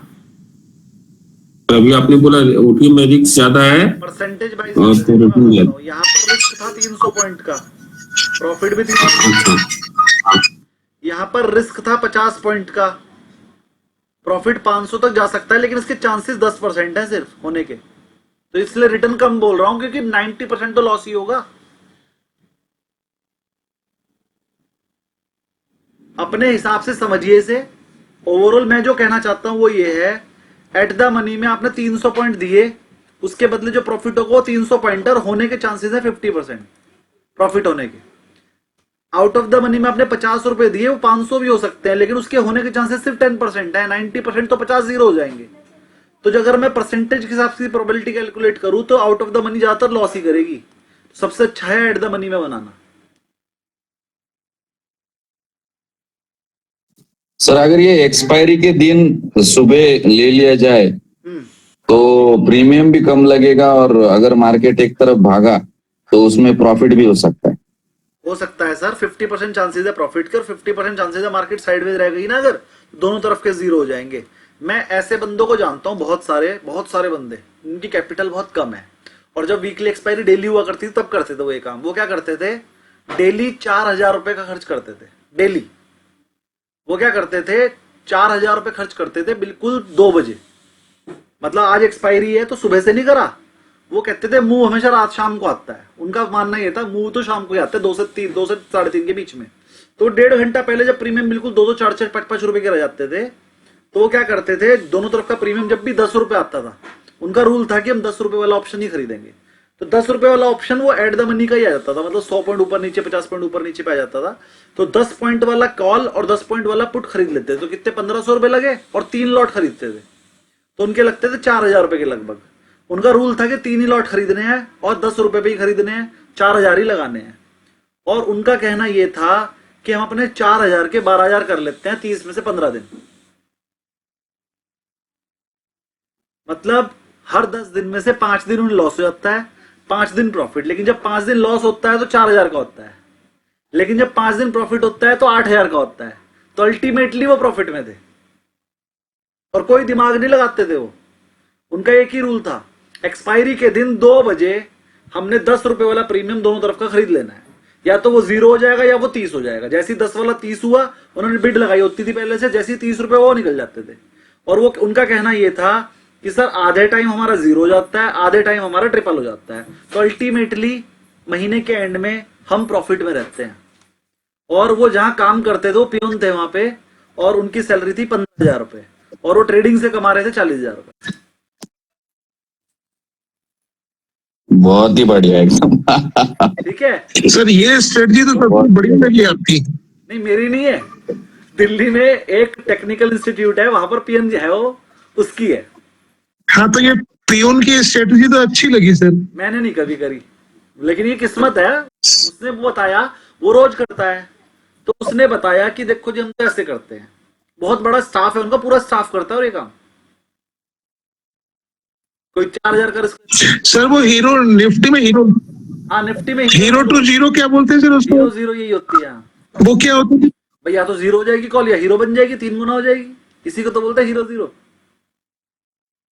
जब प्रीमियम 10 रुपए बैठ जाओ, या तो 0 हो जाएगा या 30 हो जाएगा, 30 पे निकल जाएंगे। अब तो वो वीकली करते होंगे। अब वीकली बस, अब वो करते हैं ट्यूसडे को, फ्राइडे को सेंसेक्स में कर लेते हैं। सेंसेक्स का जब प्रीमियम 25, 30, 40 रुपए होता है तब खरीद लेते हैं। मतलब उन्होंने एक कॉल में 1500 रुपए लगाने हैं, एक कॉल और पुट मिला के 1500 रुपए का रिस्क लेना है, और 1500 के 45 सोते निकल जाना है, और शाम को ही लेना है 2 बजे। तो उनकी स्ट्रेटेजी है भैया, सबकी अपनी स्ट्रेटेजी है। लोग अपने पैसे खराब भी कर रहे हैं, अपने पैसे कमा भी रहे हैं, वो आपकी अपनी स्ट्रेटेजी, जो मर्जी मान लो।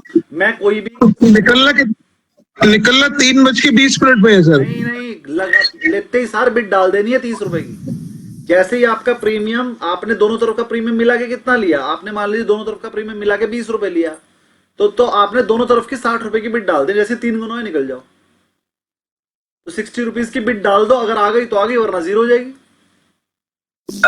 एक्सपायरी के दिन, सिर्फ एक्सपायरी के दिन सर। ऐसा वो करते थे, मैं ऐसा करने की राय नहीं देता हूं। इन्वेस्ट करने से पहले अपने म्यूचुअल फंड एडवाइजर के साथ साथ अपने फाइनेंशियल एडवाइजर से भी मिल लें। ठीक है सर, कल ही फोन लगाता हूँ। रिकॉर्डेड है भैया क्लास ये। चलिए जी आगे बढ़ते हैं। मैंने ब्लास्ट स्ट्रेटजी, जिसे हम क्या बोलते हैं स्ट्रैडल, वो क्लियर कर दिया है। दाऊद जी, वैसे तो आपको पहले से ही नॉलेज थी ये सब की, कैसी लगी ये वाली स्ट्रेटजी समझ के? आज कुछ प्लस हुआ है या सब पहले ही पता था? सर सही बोले तो मैं पहले से ट्रेडिंग वगैरह कुछ भी नहीं करता, मगर आप जो पढ़ाते हो मुझे बहुत अच्छे से समझ में आता है, और इसके लिए मैं समझ पाया। एक्चुअली कॉल पुट ये सब अच्छे से मुझे समझ आ गया है। बस मैं चाहता हूँ बाकी सबको भी ऐसी समझ आए, बस और मजा आ जाएगी। नहीं, सबको आ गया अब तो कोई ऐसा नहीं है जिसको समझ में ना आ रहा हो। No, sir, we are enjoying, इससे sir. ज्यादा नहीं कर सकता मैं। देखो ये मेरा ऑप्टिमल लेवल है। अब तो तुमने अंदर की आत्मा निकाल दी, और नहीं करा सकता भैया। कॉल पुट करते करते 1 हफ्ता हो गया, अब तो आगे पढ़ने दो। स्ट्रैडल हो गया है और खत्म सर? हाँ जी, दूसरा बैच कब से शुरू हो रहा है? पहले ये तो खत्म हो जाए भाई। एक खत्म करके तो दूसरा शुरू करेंगे। इंसान तो मैं अकेला ही हूं बढ़ाने वाला। देखते हैं, शायद हो भी ना। दूसरा कहा था कि मैं ये वाला बैच करने के बाद, ये बहुत दिमाग खराब करने वाला बैच है। 8:30 बजे का बैच होता है, मैं 7:30 बजे लेट जाता हूँ अपने बेड पे आके। मुझे आपको पढ़ाने के लिए ना अपने दिमाग को शांत करना पड़ता है पहले 1 घंटा। तो वाइफ ने मुझे कहा, एक हमारी दीदी रहती है पास में, उनका फोन खराब हो गया। हमारे घर में 3 फोन एक्स्ट्रा थे, तो कहने लगी आप 1 फोन दीदी को दे आओ अभी। मैं कहा देखो अभी मेरा बैच है, आज मुझे कुछ मत कहो, मैं नहीं जाऊंगा कहीं। 1 घंटा पहले मैं प्रिपरेशन करता हूँ, अपने दिमाग को शांत करता हूँ, सुबह से लेकर शाम तक की सारी टेंशन निकालता हूँ बाहर, फिर आपको पढ़ाने आता हूँ। क्योंकि इस बैच को पढ़ाने में बहुत दिमाग लगता है, हर कोई नहीं कर सकता इस बैच को काम। मतलब आप खुद समझते होंगे मुझे कितना दिमाग लगाना पड़ता है आपको पढ़ाने के लिए। तो ये फिर मुझे इसके लिए 1 घंटा पहले से प्रिपेयर करना पड़ता है, एसी करके, कमरा बिल्कुल ठंडा करके। मतलब मैं 1 घंटा पहले एसी 25 पे चला देता हूँ, बिल्कुल चिल्ड हो रखा है इस टाइम कमरा। फैन बंद करना पड़ता है, वरना फैन की आवाज आपकी रिकॉर्डिंग में आ जाती है, तो फैन भी बंद करना पड़ता है। एसी से कमरा एकदम चिल्ड करके बैठ जाता हूँ, तब आपको पढ़ाता हूँ। चलिए जी, एक टॉपिक पहला हमारा स्ट्रैडल खत्म हो गया है, सेकंड करते हैं। अगला आ गया सर स्ट्रेंगल। ये भी मैंने आपको पहले ही पढ़ा रखा है। स्ट्रेंगल बता देते हैं स्ट्रेंगल क्या होता है। A strangle is similar to straddle, कह रहा है बिल्कुल स्ट्रेडल जैसी होता है, but involves purchasing out of the money. इस बार क्या करते हो आप, out of the money call और पुट खरीदते हो विद डिफरेंट स्ट्राइक प्राइस। यानी कि जो मैंने आपको आउट ऑफ द मनी वाला पढ़ाया था, जिसमें कम रिस्क होता है और कम ही रिटर्न आता है, उसे स्ट्रेंगल बोलते हैं। The call option has the higher strike price और पुट का होगा लोअर स्ट्राइक प्राइस, दोनों आउट ऑफ द मनी होंगी। स्ट्रेंगल में तब प्रॉफिट होता है जब सिग्निफिकेंट प्राइस मूव आ जाए in either direction but it requires a larger move, लेकिन इसको जो मूव चाहिए होता है वो एट द मनी से ज्यादा वाला होता है। मतलब ब्लास्ट अगर एट द मनी में करोगे तो उसे स्ट्रेडल बोल देंगे, ब्लास्ट अगर आउट ऑफ द मनी में करोगे तो उसे स्ट्रेंगल बोल देंगे, और दोनों मैं आपको समझा चुका हूं। Traders profit if the underlying asset price move beyond the combined cost of premium plus strike price का जो डिफरेंस होगा वो, इसमें आपको प्रॉफिट तब होगा strike price difference plus cost of premium. यहां पर 1000 पॉइंट का मूव चाहिए था, यहां पर 300 पॉइंट का किसी भी एक तरफ मूव चाहिए था, यहां 500 पॉइंट का मूव चाहिए था किसी भी एक तरफ। टोटल 1000 का गैप था, लेकिन किसी भी एक तरफ 500 का मूव हो जाएगा तो प्रॉफिट हो जाएगा। तो ये दो समझ में आ गए, straddle strangle. Yes sir. Paper में थ्योरी आएगी एक सर हाँ जी, इस ट्रायंगल में बोल रहा है कि कॉल ऑप्शन का प्रीमियम ज्यादा चाहिए, नहीं नहीं, स्ट्रेंगल में हायर स्ट्राइक प्राइस। स्ट्रेंगल में बोल रहा है कॉल और पुट डिफरेंट स्ट्राइक प्राइस के खरीदोगे आप, आउट ऑफ द मनी खरीदोगे। तो अभी अपन ने जो एग्जांपल लिए थे उसमें आउट ऑफ द, उसमें कितना था सर? जो मैंने ये वाला लास्ट में कराया था आपको, ये वाला ये स्ट्रेंगल था। इसमें 24,800 की आइटम थी और हमने 25,000 की कॉल खरीदी थी, ये भी आउट ऑफ द मनी थी, और जब 24,600 की पुट खरीदी ये भी आउट ऑफ द मनी थी। जब आउट ऑफ द मनी से स्ट्रेंगल बोलते हैं, स्ट्रेंगल। हाँ हाँ। और जो मैंने पहले नंबर पे कराया था एट द मनी वाला, उसे स्ट्रेडल बोलते हैं। और इन द मनी तो करना ही नहीं होता, इसलिए उसका कोई नाम नहीं है, इन द मनी कभी करना ही नहीं है। तो एक स्ट्रेडल बताया एट द मनी, एक स्ट्रेंगल बताया आउट ऑफ द मनी। इसमें हम एक कॉल और एक पुट खरीदते हैं। स्ट्रेडल के केस में कॉल पुट दोनों सेम स्ट्राइक प्राइस की होती है, स्ट्रेंगल के केस में कॉल और put out of the money होती है, अलग अलग स्ट्राइक प्राइस की, सेम एक्सपायरी की, एक्सपायरी सेम होती है। और कोशिश करते हैं एक दिन बाद की हो, पास की हो, जितना कम प्रीमियम होगा उतना ज्यादा जल्दी फायदा होगा। तो हम एक्सपायरी भी पास की लेने की कोशिश करते हैं। मेरे हिसाब से सारे पॉइंट समझ में आ गए होंगे, दो चीजों के, तीसरे पे जा रहा हूं। मगर सर यदि एक्सपायरी नियर होगी तो फिर उतना मूव नहीं आएगा ना सर प्रीमियम, एक्सपायरी नियर होगी तो। प्रीमियम भी तो छोटा होगा। तो फिर उतना 200-400-500 पॉइंट का मूव कैसे आएगा 2 दिन में सर? एक दिन दो दिन में कितने पॉइंट का मूव आया निफ्टी में? 250 पॉइंट का आ गया, तो 2 दिन में 500 क्यों नहीं आ सकता? और एक दिन में 500 क्यों नहीं आ सकता? आ सकता है। नहीं आएगा तो लॉस हो जाएगा। तो दो ही तो बंदे हैं ना, एक खरीदने वाला एक बेचने वाला, या तो खरीदने वाले को प्रॉफिट होगा या बेचने वाले को, किसी एक को प्रॉफिट होगा किसी एक को नुकसान होगा, और ज्यादातर बेचने वाले को प्रॉफिट होता है। बंद करना जरा, बेचने वाले को ही ज्यादातर प्रॉफिट होता है, ज्यादातर।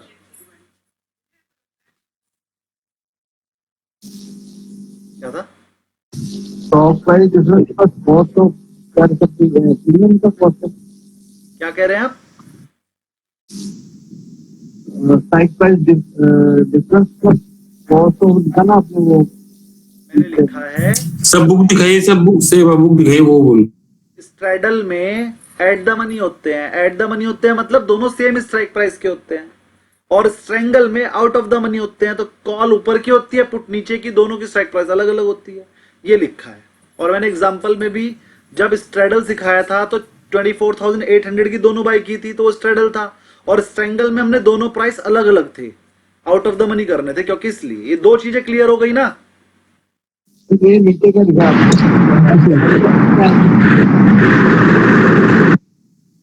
नीचे मैंने ये लिखा हाँ, कि इसके अंदर जो मूव चाहिए होता है, स्ट्रेंगल के अंदर थोड़ा बड़ा मूव चाहिए होता है। वहां पर जो मूव चाहिए था स्ट्रेडल में, वो तो था कॉस्ट ऑफ प्रीमियम।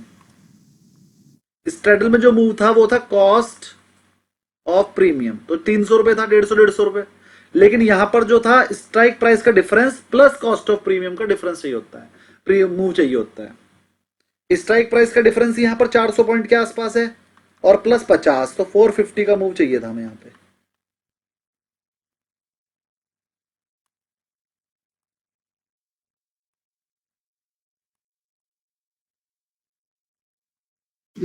सर हाँ जी,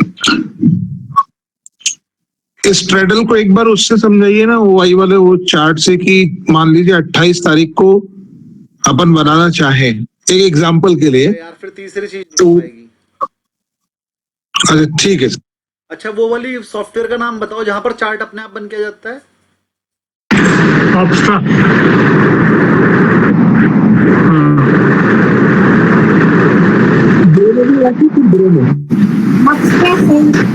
सेंसिबल भी है तो। मैं आपको ऑप्स्ट्रा पे दिखाई देता हूँ, जब सूर्यवंशी जी ने कह दिया। डर लगता है हमें सूर्यवंशी जी से। तो दो ये एक्सप्लोर। मेरा तो वो फ्रंट पेज बंद ही हो गया सर। ज्यादा ट्रेड कर लिए होंगे। 14,000 तो कमाया हूँ। यार ये तो पास वो मांग रहा है login.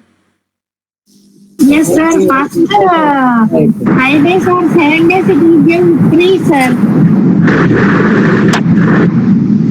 Sir, first 20 days or 30 days, it will give free, and after that, you have to pay.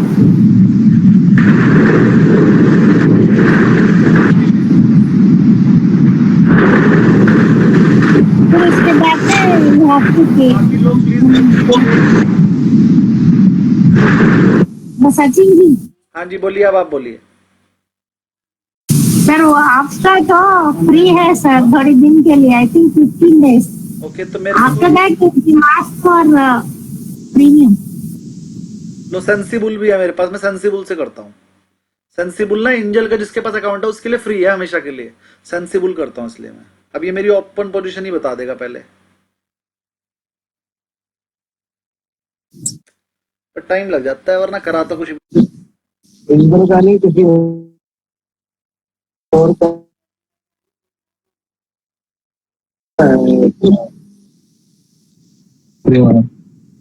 Free नहीं है एंजल वालों के लिए, चार्जेस ले रहे हैं उसको। रुक जाओ, चलो नहीं कर रहा है, नहीं हो पा रहा एकदम से ना, इसलिए करके देख लेना आप ना, करके देखना सूर्यवंशी जी, उसमें वो चार्ट बिल्कुल वैसे ही बनेगा जैसे मैंने बताया। आप जो है जिसमें भी आप करोगे, हाँ सर। पोस्टर किसी में भी कर लेना, उसमें एक कॉल ऑप्शन खरीदना, एक पुट ऑप्शन खरीदना, तो वो ब्रेक इवन बता देगा आपको कहाँ तक लॉस है और कहाँ तक प्रॉफिट, जैसा मैंने बताया था बिल्कुल वैसे ही बनेगा। ठीक है, तो लेकिन ये चीज आपको, मैं इनमें से कोई भी ऐप में यूज नहीं करता, क्योंकि कोई भी पोजीशन लेता हूं मैं अपने दिमाग में चार्ट बना लेता हूं, मुझे एकदम से समझ में आ जाता है। तो आपको भी इस लायक होना ही, ऑप्स्ट्रा पोस्ट्रा की जरूरत ही ना पड़े, आपको अपने आप समझ में आना चाहिए ना कहां पर प्रॉफिट है कहां पर लॉस है, इसीलिए तो एनालिस्ट बन रहे हो आप।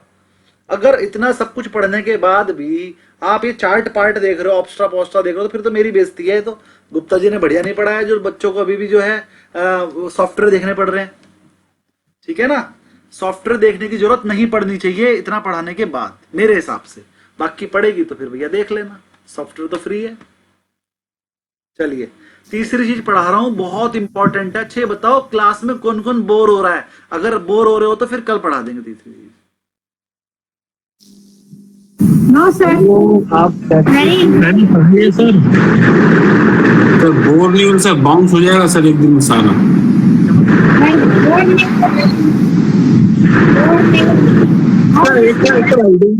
एक तो कराई दो सर। एक बार म्यूट कीजिए ना, सब म्यूट कीजिए। सुदीप जी पढ़ाएं आगे या नहीं, वैसे दो भी बहुत ज्यादा हो गए, बताइए। नहीं सर, सर दो ही ज्यादा है सर, वो उसको कल प्रैक्टिस करेंगे फिर तीसरा समझेंगे सर, वो बाकी की मर्जी देख लो सर आप। कोई बात नहीं, तो आज नहीं करा रहे हैं, और क्योंकि सुदीप जी ने कराना है फिर बाउंस हो जाएगा, बाउंस में करना नहीं चाहता, इतनी ज्यादा मेहनत की मैंने। वो yes sir, we have to practice this one same thing. घर जाके अभी क्लास के बाद इसे थोड़ा रिवीजन ले लेना, मैंने क्या बताया, और जो पेज मैंने वर्ड वाला बनाया था वो मैं आपको अभी के अभी व्हाट्सएप डाल रहा हूँ, तो जिसको चाहिए हो जिससे सर एक क्वेश्चन तो दीजिए सर, so that we ले will लीजिए, वो कोई बात नहीं। बोलिए सर ये वीडियो, सर ये आपकी ये रिकॉर्डिंग वीडियो एक बार और देखनी होगी, उसके बाद उसके हिसाब से करेंगे, तब समझ में आएगा बढ़िया से सर। कोई बात नहीं।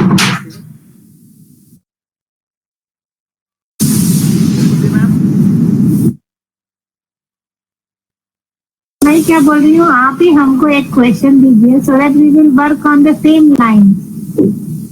मैम अभी जो मैंने आपको समझाया है ना, ये बेसिक स्ट्रेटजी है।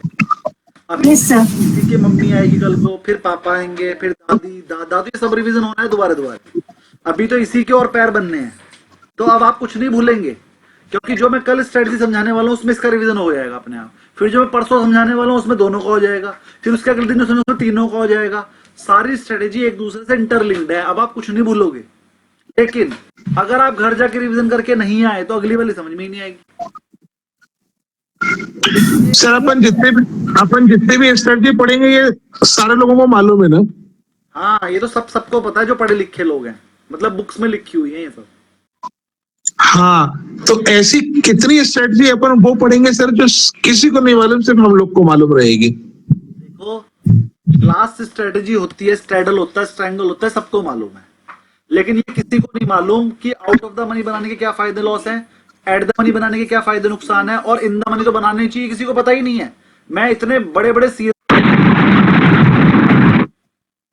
मैं बहुत सारे सीएस को जानता हूं, मैं बहुत सारे प्रोफेशनल ट्रेडर्स को जानता हूं, वो कभी कभी इन द मनी का स्ट्रैडल बनाकर बैठ जाते हैं और फिर मुझे कहते हैं यार समझ में ही नहीं आ रहा, हम तो जो भी करते हैं लॉस ही होता है। तुम वही बेवकूफ इन द मनी बनाकर बैठ गए।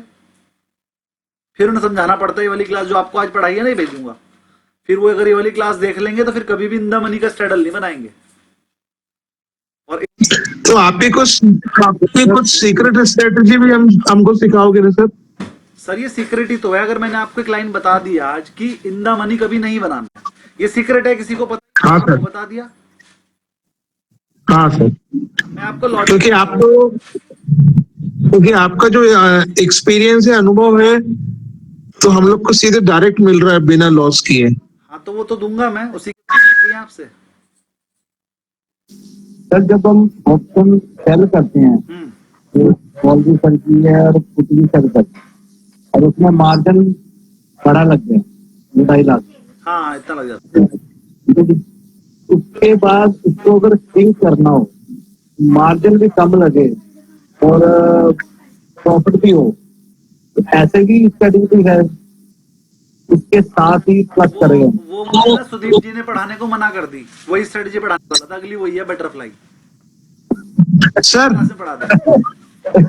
जो अपन ने अभी स्ट्रेडल पढ़े हैं ना, एट द मनी अपन को लेना है तो 300 पॉइंट का गैप है, वहां पर अपन ने बाय किया है दोनों, नहीं एक बाय किया एक सेल किया। नहीं, स्ट्रेडल में और हम बाय किए।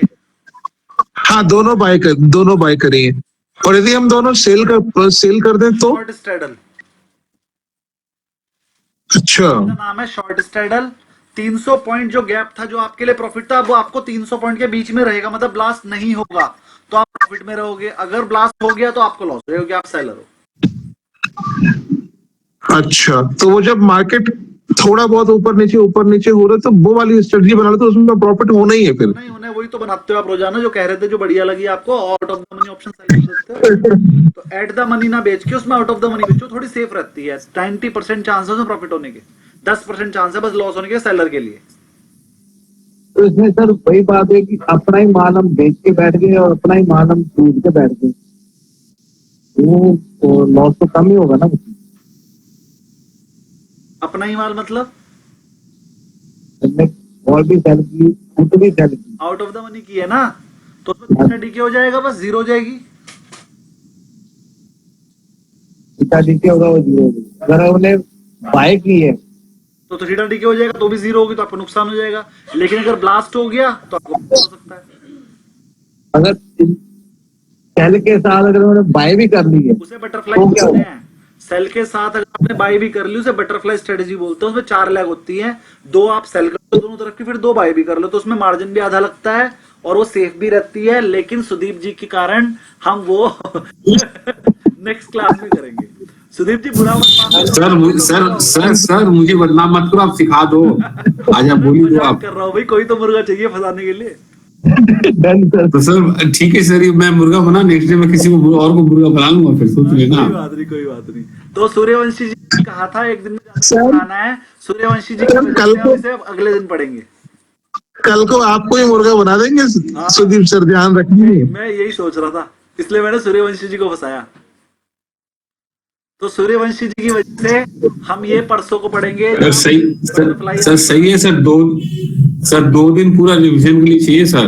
अभी फ्राइडे है, नहीं कर ले, मजाक नहीं कर रहा हूँ सर। पर सर वो रिवीजन करने में ही मजा आता है सर। वो ठीक है, आपको क्लास में मजा आ रहा है, पर वो समझिए तो रिवीजन नहीं आता है सर। कोई बात तो नहीं। जो अरे जो हम अभी पढ़ रहे हैं, जो हम ऑप्शन पढ़ रहे हैं, उसमें कोई ना कोई तो भूलना पड़ेगा। नहीं, मैं भी थक गया था अपने मुंह से। तो वो बात नहीं, जैसे लाइव जब मार्केट चलता है तो कोई ना कोई तो मुर्गे बनता ही होगा ना, तभी तो दूसरे का प्रॉफिट हो रहा है। बस अरे सर की मन की बात मैंने पढ़ ली थी, सर का एक्सप्रेशन पढ़ लिया सर था मैंने। आपका पेटेंट डायलॉग है कि हाँ कितने लोगों को मजा आ रहा है, कितने लोग बोर हो रहे हैं, जल्दी बताएं, तो हम समझ जाते हैं। हाँ, अगर नहीं एक्चुअली क्या है, वो पेटेंट डायलॉग तो है। ऑनलाइन क्लास में सबसे बड़ी टेंशन यही होती है, सब बोर ही होते हैं। 90% चांसेस होते हैं ऑनलाइन क्लास लोग इसलिए नहीं लेते कि यार उसमें नींद आएगी, क्योंकि टीचर कितना भी बढ़िया पढ़ा रहा हो, क्योंकि वो है ऑनलाइन, तो और डिस्टर्बेंस भी रहते हैं, मेरी तरफ भी रहेंगे, आपकी तरफ भी रहेंगे, किसी ना किसी तरफ तो रहते ही है ना। उसकी वजह से कि अगर आप मेरे से लाइव पढ़ रहे होते ना, तो शायद इससे डबल मजा, मतलब लाइव मतलब मेरे सामने बैठ के पढ़ रहे होते तो आपको इससे भी डबल मजा आता। तो ऑनलाइन क्लासेस जो है ना फेल होती है इस वजह से कि टीचर जितना देता है दिखता उतना नहीं है, उतना एफर्ट नहीं दिखता है।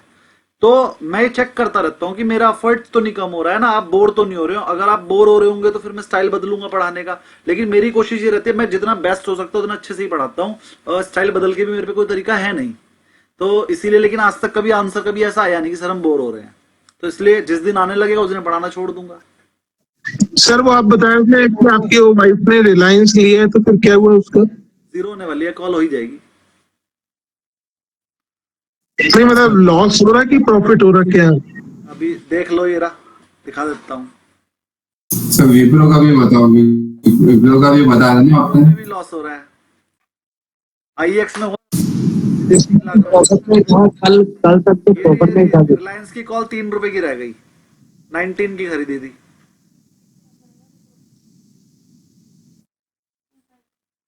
विप्रो भी तारीख के बाद कह रही है मैडम जी विप्रो बढ़ जाएगा। विप्रो कल प्लस में था। रिलायंस में लॉस हो रहा है सर 8,000 रुपए का। सर वो बैन का बताने वाले थे आप। बैन का, चलो बैन का आज बता, चलो ये ठीक है। तो अब हम कहेंगे, किसने पूछा है? दाऊद जी ने। Yes sir. दाऊद जी की वजह से हम आज आपको एक टॉपिक और पढ़ा रहे हैं, वो थोड़ा छोटा टॉपिक है इसलिए वो हो सकता है। उसका नाम है कि शेयर बैन में कब आता है और बैन से कब निकलता है, वो बता देते हैं। साइट लिख लो, साइट बता रहा हूं बैन वाली। बैन में साइट बताती है, ये वाली है, ये साइट मैं आपको व्हाट्सएप डाल रहा हूं।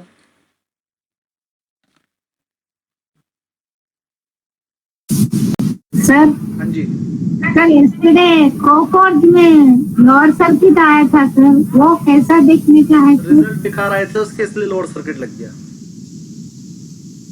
ओके। जिस दिन रिजल्ट आते हैं उस दिन या तो शेयर भागता है, गिरता है, अच्छे रिजल्ट आने पे भागता है, बेकार रिजल्ट आने पे गिरता है। उसके रिजल्ट बेकार आए, वो गिर गया। तो लोअर सर्किट का क्या मीनिंग है? लोअर सर्किट का मतलब, चलो लोअर सर्किट लिख लीजिए अपने पास। पहले मैं वो बता दूं, तीन वो सर्किट भी आज ही बता देंगे। हाँ, upper circuit and lower circuit is अलग। दोनों बता देंगे। चलिए, and how to see the site? हाँ जी, how to see in the site वो भी बता देना। ठीक है। सबसे पहले देख लीजिए सर, बैन में कब जाता है। मैंने वेबसाइट आपको भेज दी है, वही वेबसाइट मैंने खोल भी ली है, ये लीजिए, ये वेबसाइट है। इसमें पता चलता है कि टोटल पोजीशन कितनी है एक शेयर में। तो देखो, आरती इंडस्ट्री में 58% पोजीशन फ्यूचर में बन चुकी है। मतलब ये डिलीट कर देता हूं। हाँ, अब मान लीजिए कि एक कंपनी है, एक कंपनी के टोटल 1 करोड़ शेयर है। तो सेबी बोलती है जब उसके कैश में 1 करोड़ शेयर है, उस 1 करोड़ शेयर में से मार्केट वाइड पोजीशन लिमिट कितनी है और एक इसमें फ्री फ्लोट कितना है। 1 करोड़ में से फ्री फ्लोट कितना है। फ्री फ्लोट मतलब जो मार्केट में ट्रेड होता है। अब जैसे 1 करोड़ शेयर थे, लेकिन 1 करोड़ में से 40 लाख शेयर तो प्रमोटर के पास है। अब प्रमोटर तो ट्रेड करता ही नहीं है, तो 40 लाख को छोड़ दो। बचे हुए 60 लाख में से 10 लाख शेयर मान लीजिए अनलिस्टेड है, मतलब वो डिजिटली नहीं हुए। तो बचे कितने? 50 लाख। तो जो 50 लाख शेयर है मार्केट में, ये तो ट्रेड हो सकते हैं। तो इसे ही बोलते हैं 50 लाख शेयर को फ्री फ्लोट। अब सर यदि ये 50 लाख में मान लीजिए 5,000 ये कंपनी के शेयर मेरे पास में है, हाँ, लेकिन मैंने लॉन्ग टर्म के लिए लिया हूँ, तो लेकिन वो फ्री फ्लोट पे नहीं आएगा। आपने चाहे लॉन्ग टर्म में लिया हो चाहे शॉर्ट टर्म में, आप तो बेच सकते हो ना कभी भी, या आपके ऊपर नहीं मतलब है, लेकिन मैंने बेचा नहीं है, तो वो तो काउंट नहीं होगा। फर्क नहीं पड़ता, फ्री फ्लोट का पार्ट है। अगर आपने लॉन्ग टर्म के लिए लिया चाहे शॉर्ट टर्म के लिए, मार्केट में है ना ट्रेडेबल सिक्योरिटी फ्री फ्लोट का पार्ट होता है। जो प्रोमोटर वाली सिक्योरिटी होती है वो ऐसे नहीं बेच सकता कभी भी, उसके लिए सेबी से अप्रूवल लेनी पड़ती है, सर मैं बेच लूं, तब जाके वो बहुत सारी चीजें बताने के बाद बेचता है, फिर वो फ्री फ्लोट का पार्ट बन जाता है, इतना उसने बेचा। लेकिन जब तक वो प्रोमोटर के पास है वो फ्री फ्लोट का पार्ट नहीं है। अब हम फ्री फ्लोट की बात कर रहे थे। फ्री फ्लोट का सेबी बोलती है कि जो मार्केट वाइड पोजीशन लिमिट है, मतलब मार्केट में जो फ्यूचर की पोजीशन है, फ्यूचर की पोजीशन मतलब future plus option, future plus option में आप फ्री फ्लोट से ज्यादा कॉन्ट्रैक्ट नहीं बना सकते। अगर किसी कंपनी के 50 लाख शेयर ही फ्री फ्लोट हैं, तो आप फ्यूचर एंड ऑप्शन मिलाकर भी 50 लाख ही पोजीशन बना सकते हो। अगर 50 लाख से ज्यादा बन गई तो मार्केट में तो 50 लाख शेयर थे, सर मैंने 55 लाख शेयर खरीद के बैठ गए सब मिलके, ऐसा कैसे हो सकता है भाई? 50 लाख थे, अरे फ्यूचर में तो हो सकता है ना, 55 लाख पोजीशन खरीदने की है, 55 लाख बेचने के, तभी तो 55 लाख बन गई। ऐसा हो सकता है ना, हो सकता है ना ऐसा? हाँ सर हो सकता है। 55 लाख बंदे बेचने वाले थे, 55 लाख खरीद बनाकर बैठ गए, तो सेबी को कोई दिक्कत नहीं है, 55 लाख का लॉस हो जाएगा, 55 लाख का प्रॉफिट हो जाएगा, बात तो बराबर है। लेकिन सेबी बोलती है ऐसा करने पे जिसके पास ज्यादा पैसा है वो तो पूरी मार्केट हिला के रख देगा, है ना। 100 शेयर मार्केट में वो 1000 शेयर की पोजीशन बना लेगा और फिर मार्केट को अपने हिसाब से हिलाएगा। तो ऐसे केस में सेबी बोलती है जैसे ही किसी भी शेयर की पोजीशन 90% से ज्यादा हो जाएगी, फ्री फ्लोट के 90% से ज्यादा हो जाएगी, या 95% से ज्यादा हो जाएगी, उस पर बैन हो जाएगा। बैन मतलब कैश में काम करते रहो, कैश में कोई दिक्कत नहीं है, फ्यूचर में और ऑप्शन में कोई भी नई पोजीशन नहीं बना पाओगे। जो आपने पहले से खरीद रखी है उसे बेच सकते हो, अगर आपने पहले से बेच रखी है तो उसे खरीद सकते हो, लेकिन एक नई पोजीशन, नया कॉन्ट्रैक्ट नहीं बना पाओगे। कब तक 95 पे जाने पे तो वो गया बैन में, और 85 पे आने पे वो बैन से निकलता है। ये परसेंटेज मुझे अच्छे से नहीं पता, मैं भी चेक करके बता देता हूं, मुझे याद नहीं है ढंग से, अभी बताता हूं, रुको, गूगल बताएगा। When a share goes into, ये बता रहा है सर 95, बिल्कुल सही बताई थी मैंने, 95% होने पे तो बैन में चला जाता है। When a share, याद कर लो, 95% होने पे तो वो बैन हो जाता है। जैसी पोजीशन 95% हुई वो बैन हो गया। अब बैन होने के बाद नई पोजीशन तो बनेगी नहीं, पुरानी कम होंगी बस। अब जब वो कम होते होते होते होते 80% होंगी तो वो बैन से बाहर निकल जाएगा। चलो देखते हैं कौन कौन इस टाइम बैन में है। तो मैंने ये खोल रखी थी साइट, हमने इसको सॉर्ट कर लिया बड़े वाले ऊपर। तो इस टाइम पर ABFRL बैन में है, HFCL बैन में है, RBL बैन में है, टीटागढ़ बैन में आने वाला है। टीटागढ़ 86 हुआ है, 95 होते ही बैन में आ जाएगा। IEX बैन में था, निकल गया शायद, IEX बैन में से निकल गया। अरे वाह, IEX भागेगा आप कल को, देखो IEX की पोजीशन तो नहीं है ना अब ज्यादा। कल IEX की पोजीशन 108% थी, IEX की पोजीशन 108% हो गई थी आज से 2 दिन पहले, तो ये बैन में हो गया था। अब वो पोजीशन घट के 70% के आसपास आ गई, क्योंकि यहाँ पर IEX दिख ही नहीं रहा है और IEX मेरे पास है। अब इसका मतलब वो भागेगा, बैन में होने की वजह से ही वो गिर रहा था। देखो IEX नहीं है अब यहाँ पर, IEX नहीं है, देखिए कितनी हो गई IEX में। ये लो जी, IEX में पोजीशन गिर गई, 74% हो गई। देखो कल उसकी पोजीशन कितनी थी, 96, इससे एक दिन पहले कितनी थी, 112 से एक दिन में 96 आई, और 96 से अब 74 आने की वजह से आज ये बैन में से निकल गया। अब कल को ये बैन में नहीं है, भाग सकता है। अब कल को IEX बैन में नहीं है, मंडे यानी, तो मंडे को मुझे ऐसा लग रहा है IEX जैसे आज 8% भागा है ना, मुझे ऐसा लग रहा है या 10% की कैप लगाएगा ऊपर की। देखते हैं क्या होता है। तो बैन, Dawood ji clear? Yes sir, thank you sir. वो आपको जो वो वर्ड फाइल खोली है, वो आपकी वर्ड वाली फाइल भेज दी मैंने, वो PDF बना के। नहीं वो अभी अभी वाली ये वाली, हाँ। सर ये लिखा 60-10 क्या लिखा सर ये ऊपर में फ्री फ्लोट के बगल में 60-10 10 लाख मान लो आपके शेयर लिस्ट ही नहीं हुए, वो अभी फिजिकली।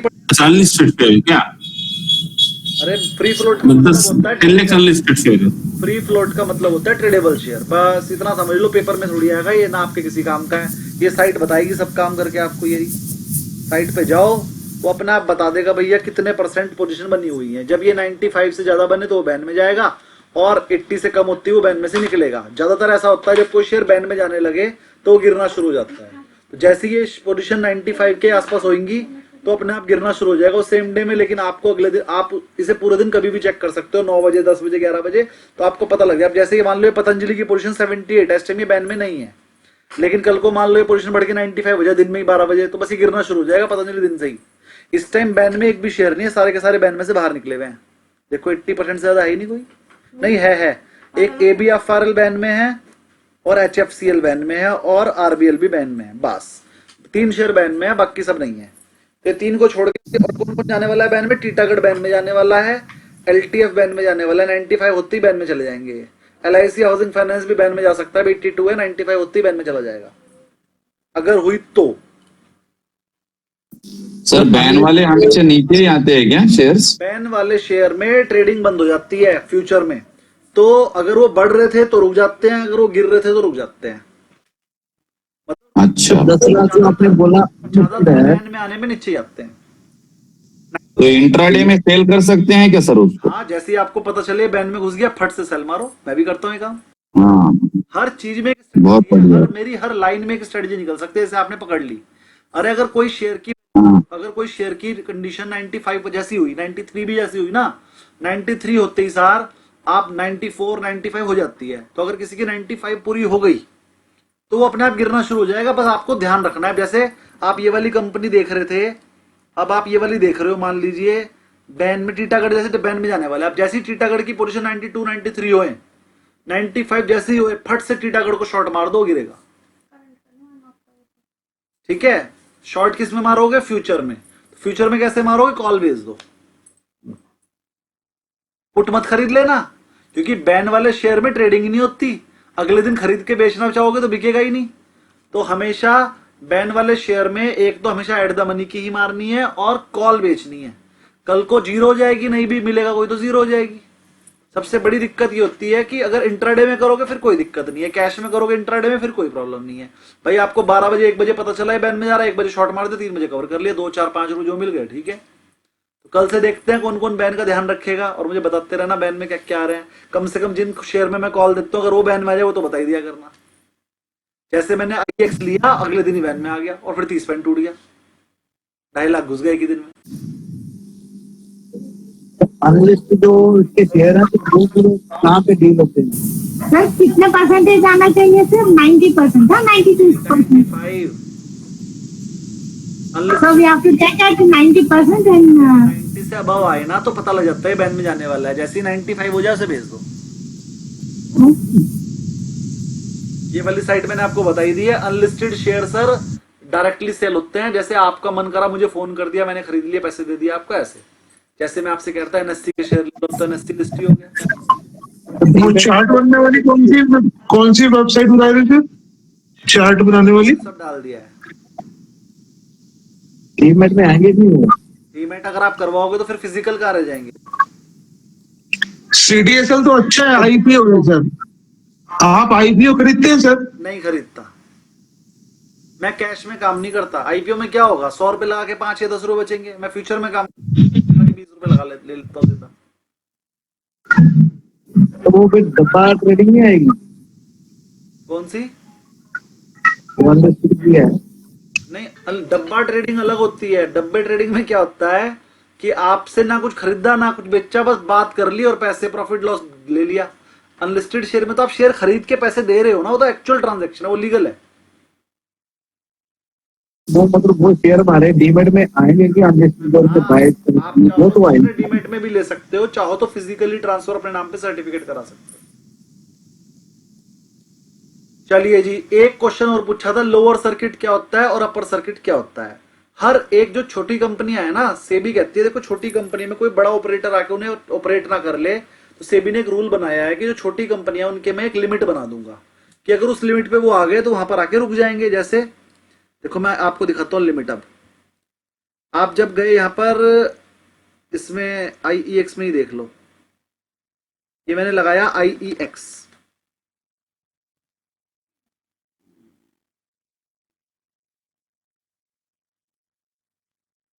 IEX की डिटेल में गए हम।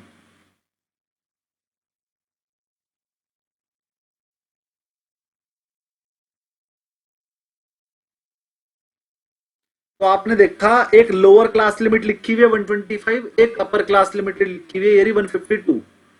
तो ये शेयर देखो 152 से ऊपर ट्रेड नहीं हुआ। अगर ये 152 हो जाएगा तो यहां पर ये इससे ऊपर जा नहीं पाएगा, 1 घंटे के लिए ट्रेडिंग रुक जाएगी इसमें। और अगर नीचे जाएगा तो 125 पे रुक जाएगा और उस पे 1 घंटे की ट्रेडिंग रुक जाएगी। अगर आपने IEX कल देखा होता तो उसमें कल ये लोअर कैप पे था और आज ये अपर कैप पे था सुबह। तो अगर आपने IEX पिछले 2 दिन देखा होता तो आपको पता लग जाता। अब इसका मैं ग्राफ दिखा देता हूं तो आपको थोड़ा सा पता लग जाएगा कि कैसे रुकी थी ट्रेडिंग। ये देखिए मैं आपको उसका चार्ट दिखा रहा हूं तो आपको पता लग जाएगा ट्रेडिंग कैसे रुकी थी। ये तो आज का है, कल का चार्ट देखो, सुबह को खुला है ये वाले लेवल पे और फिर 1 घंटा इसी लेवल पर ट्रेडिंग रुक गई। सुबह को इस लेवल पे खुला था देखो 9 बजे और 10 बजे तक ट्रेडिंग रुकी रही। 10 बजे खुलते ही सार फिर पहले 10% की कैप होती है, कैप होती है मतलब 10% की लिमिट होती है। पहले 10% गिरा, 10% के बाद 1 घंटे बाद सेबी ने कहा ठीक है 5% और गिर सकता है, तो ये 5% और गिर गया। फिर 1 घंटे बाद सेबी ने कहा ठीक है 5% और गिर सकता है, ये 5% और गिर गया। ऐसे ही 5 करते समय लास्ट में 30% गिर के बंद हुआ था एक ही दिन में। तो इसमें कल 5 कैप लगी थी, 1 2 3 4 5 6 कैप लगी थी कल में लोअर कैप। और फिर आज क्या हुआ, आज ये खुलते ही सार ऊपर की कैप पे खुला और एक ही कैप लगी बस 10% की। तो आज ये 10% बढ़ा है, देखो 9.60% बढ़ा हुआ है ना। आज इसमें एक ऊपर की कैप लगी है 10%। तो आज जो लगी उसे अपर कैप बोलते हैं, कल जो छोटी छोटी जो नीचे गिरने वाली लगी थी इसे लोअर कैप बोलते हैं। सर इसमें तो कल के ऊपर जाएगा क्या सर ये मंडे को? जाएगा ऊपर जाने के चांसेस ज्यादा है ना? हाँ, अब बैन में से भी निकल गया ना। ओके, तो इसकी लिमिट कौन सेट करता है? सेबी करता है हर बार जब अकॉर्डिंग टू उनके वॉल्यूम के हिसाब से सेट करते हैं। क्या आप पूछ रहे हैं आप? जो अपर लिमिट और जो लोअर लिमिट है ये लिमिट सेट कौन करता है? नहीं, करंट मार्केट प्राइस में 10% ऊपर 10% नीचे। तो ये एप्लीकेबल हर छोटी कंपनी में है। छोटी कंपनियों में, स्मॉल कैप में और मिड कैप में। किसी कंपनी में 10% की कैप होती है, किसी में 5% की होती है, किसी में 20% की होती है, किसी में होती ही नहीं। ये डिसाइड करती है सेबी।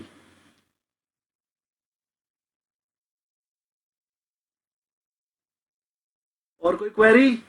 आज तो 10 बज गए।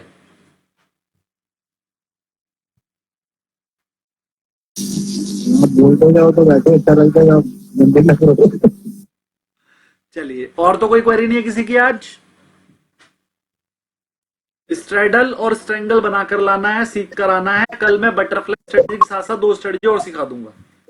और बटरफ्लाई स्ट्रेटजी बहुत अच्छी स्ट्रेटजी है, कम रिस्क के साथ कंफर्म रिटर्न वाली। और बटरफ्लाई स्ट्रेटजी एक ऐसी स्ट्रेटजी है, म्यूट कीजिए सूर्यवंशी जी। बटरफ्लाई स्ट्रेटजी एक ऐसी स्ट्रेटजी है जिससे आप हर महीने एक फिक्स रिटर्न कमा सकते हैं कंफर्म, और लॉस होने के चांसेस भी नेग्लिजिबल है उसमें, और होगा भी तो छोटा मोटा ही होगा। ये वाली स्ट्रेटजी हम आपको कल मतलब नेक्स्ट क्लास में बताएंगे। की स्ट्रेटजी जो लोग मुझसे कहते थे सर कुछ ऐसा जुगाड़ बता दो कि बस 50,000 महीना कमा लें, बटरफ्लाई स्ट्रेटजी बनाओ, लॉस भी होगा तो छोटा होगा, प्रॉफिट भी होगा तो छोटा होगा, मतलब लॉस भी छोटा है इसके अंदर। मतलब इसमें ऐसा है कि सर या तो 15,000 का लॉस हो जाएगा या 25,000 का प्रॉफिट हो जाएगा, बस 2 ही काम हो सकते हैं। लिमिटेड लॉस, लिमिटेड प्रॉफिट, दोनों चीज लिमिटेड है इसके अंदर। ये वाली स्ट्रेटजी बिल्कुल मिनिमाइज नहीं कर सकते। देखो, अगर प्रॉफिट छोटा होगा तो लॉस छोटा होगा, अगर लॉस मिनिमाइज करोगे तो प्रॉफिट भी मिनिमाइज हो जाएगा। ये शेयर मार्केट का रूल है, जितना रिस्क लोगे उतना ही रिटर्न मिलेगा। रिस्क अगर कम लेना है तो रिटर्न भी फिर कम मिलेगा।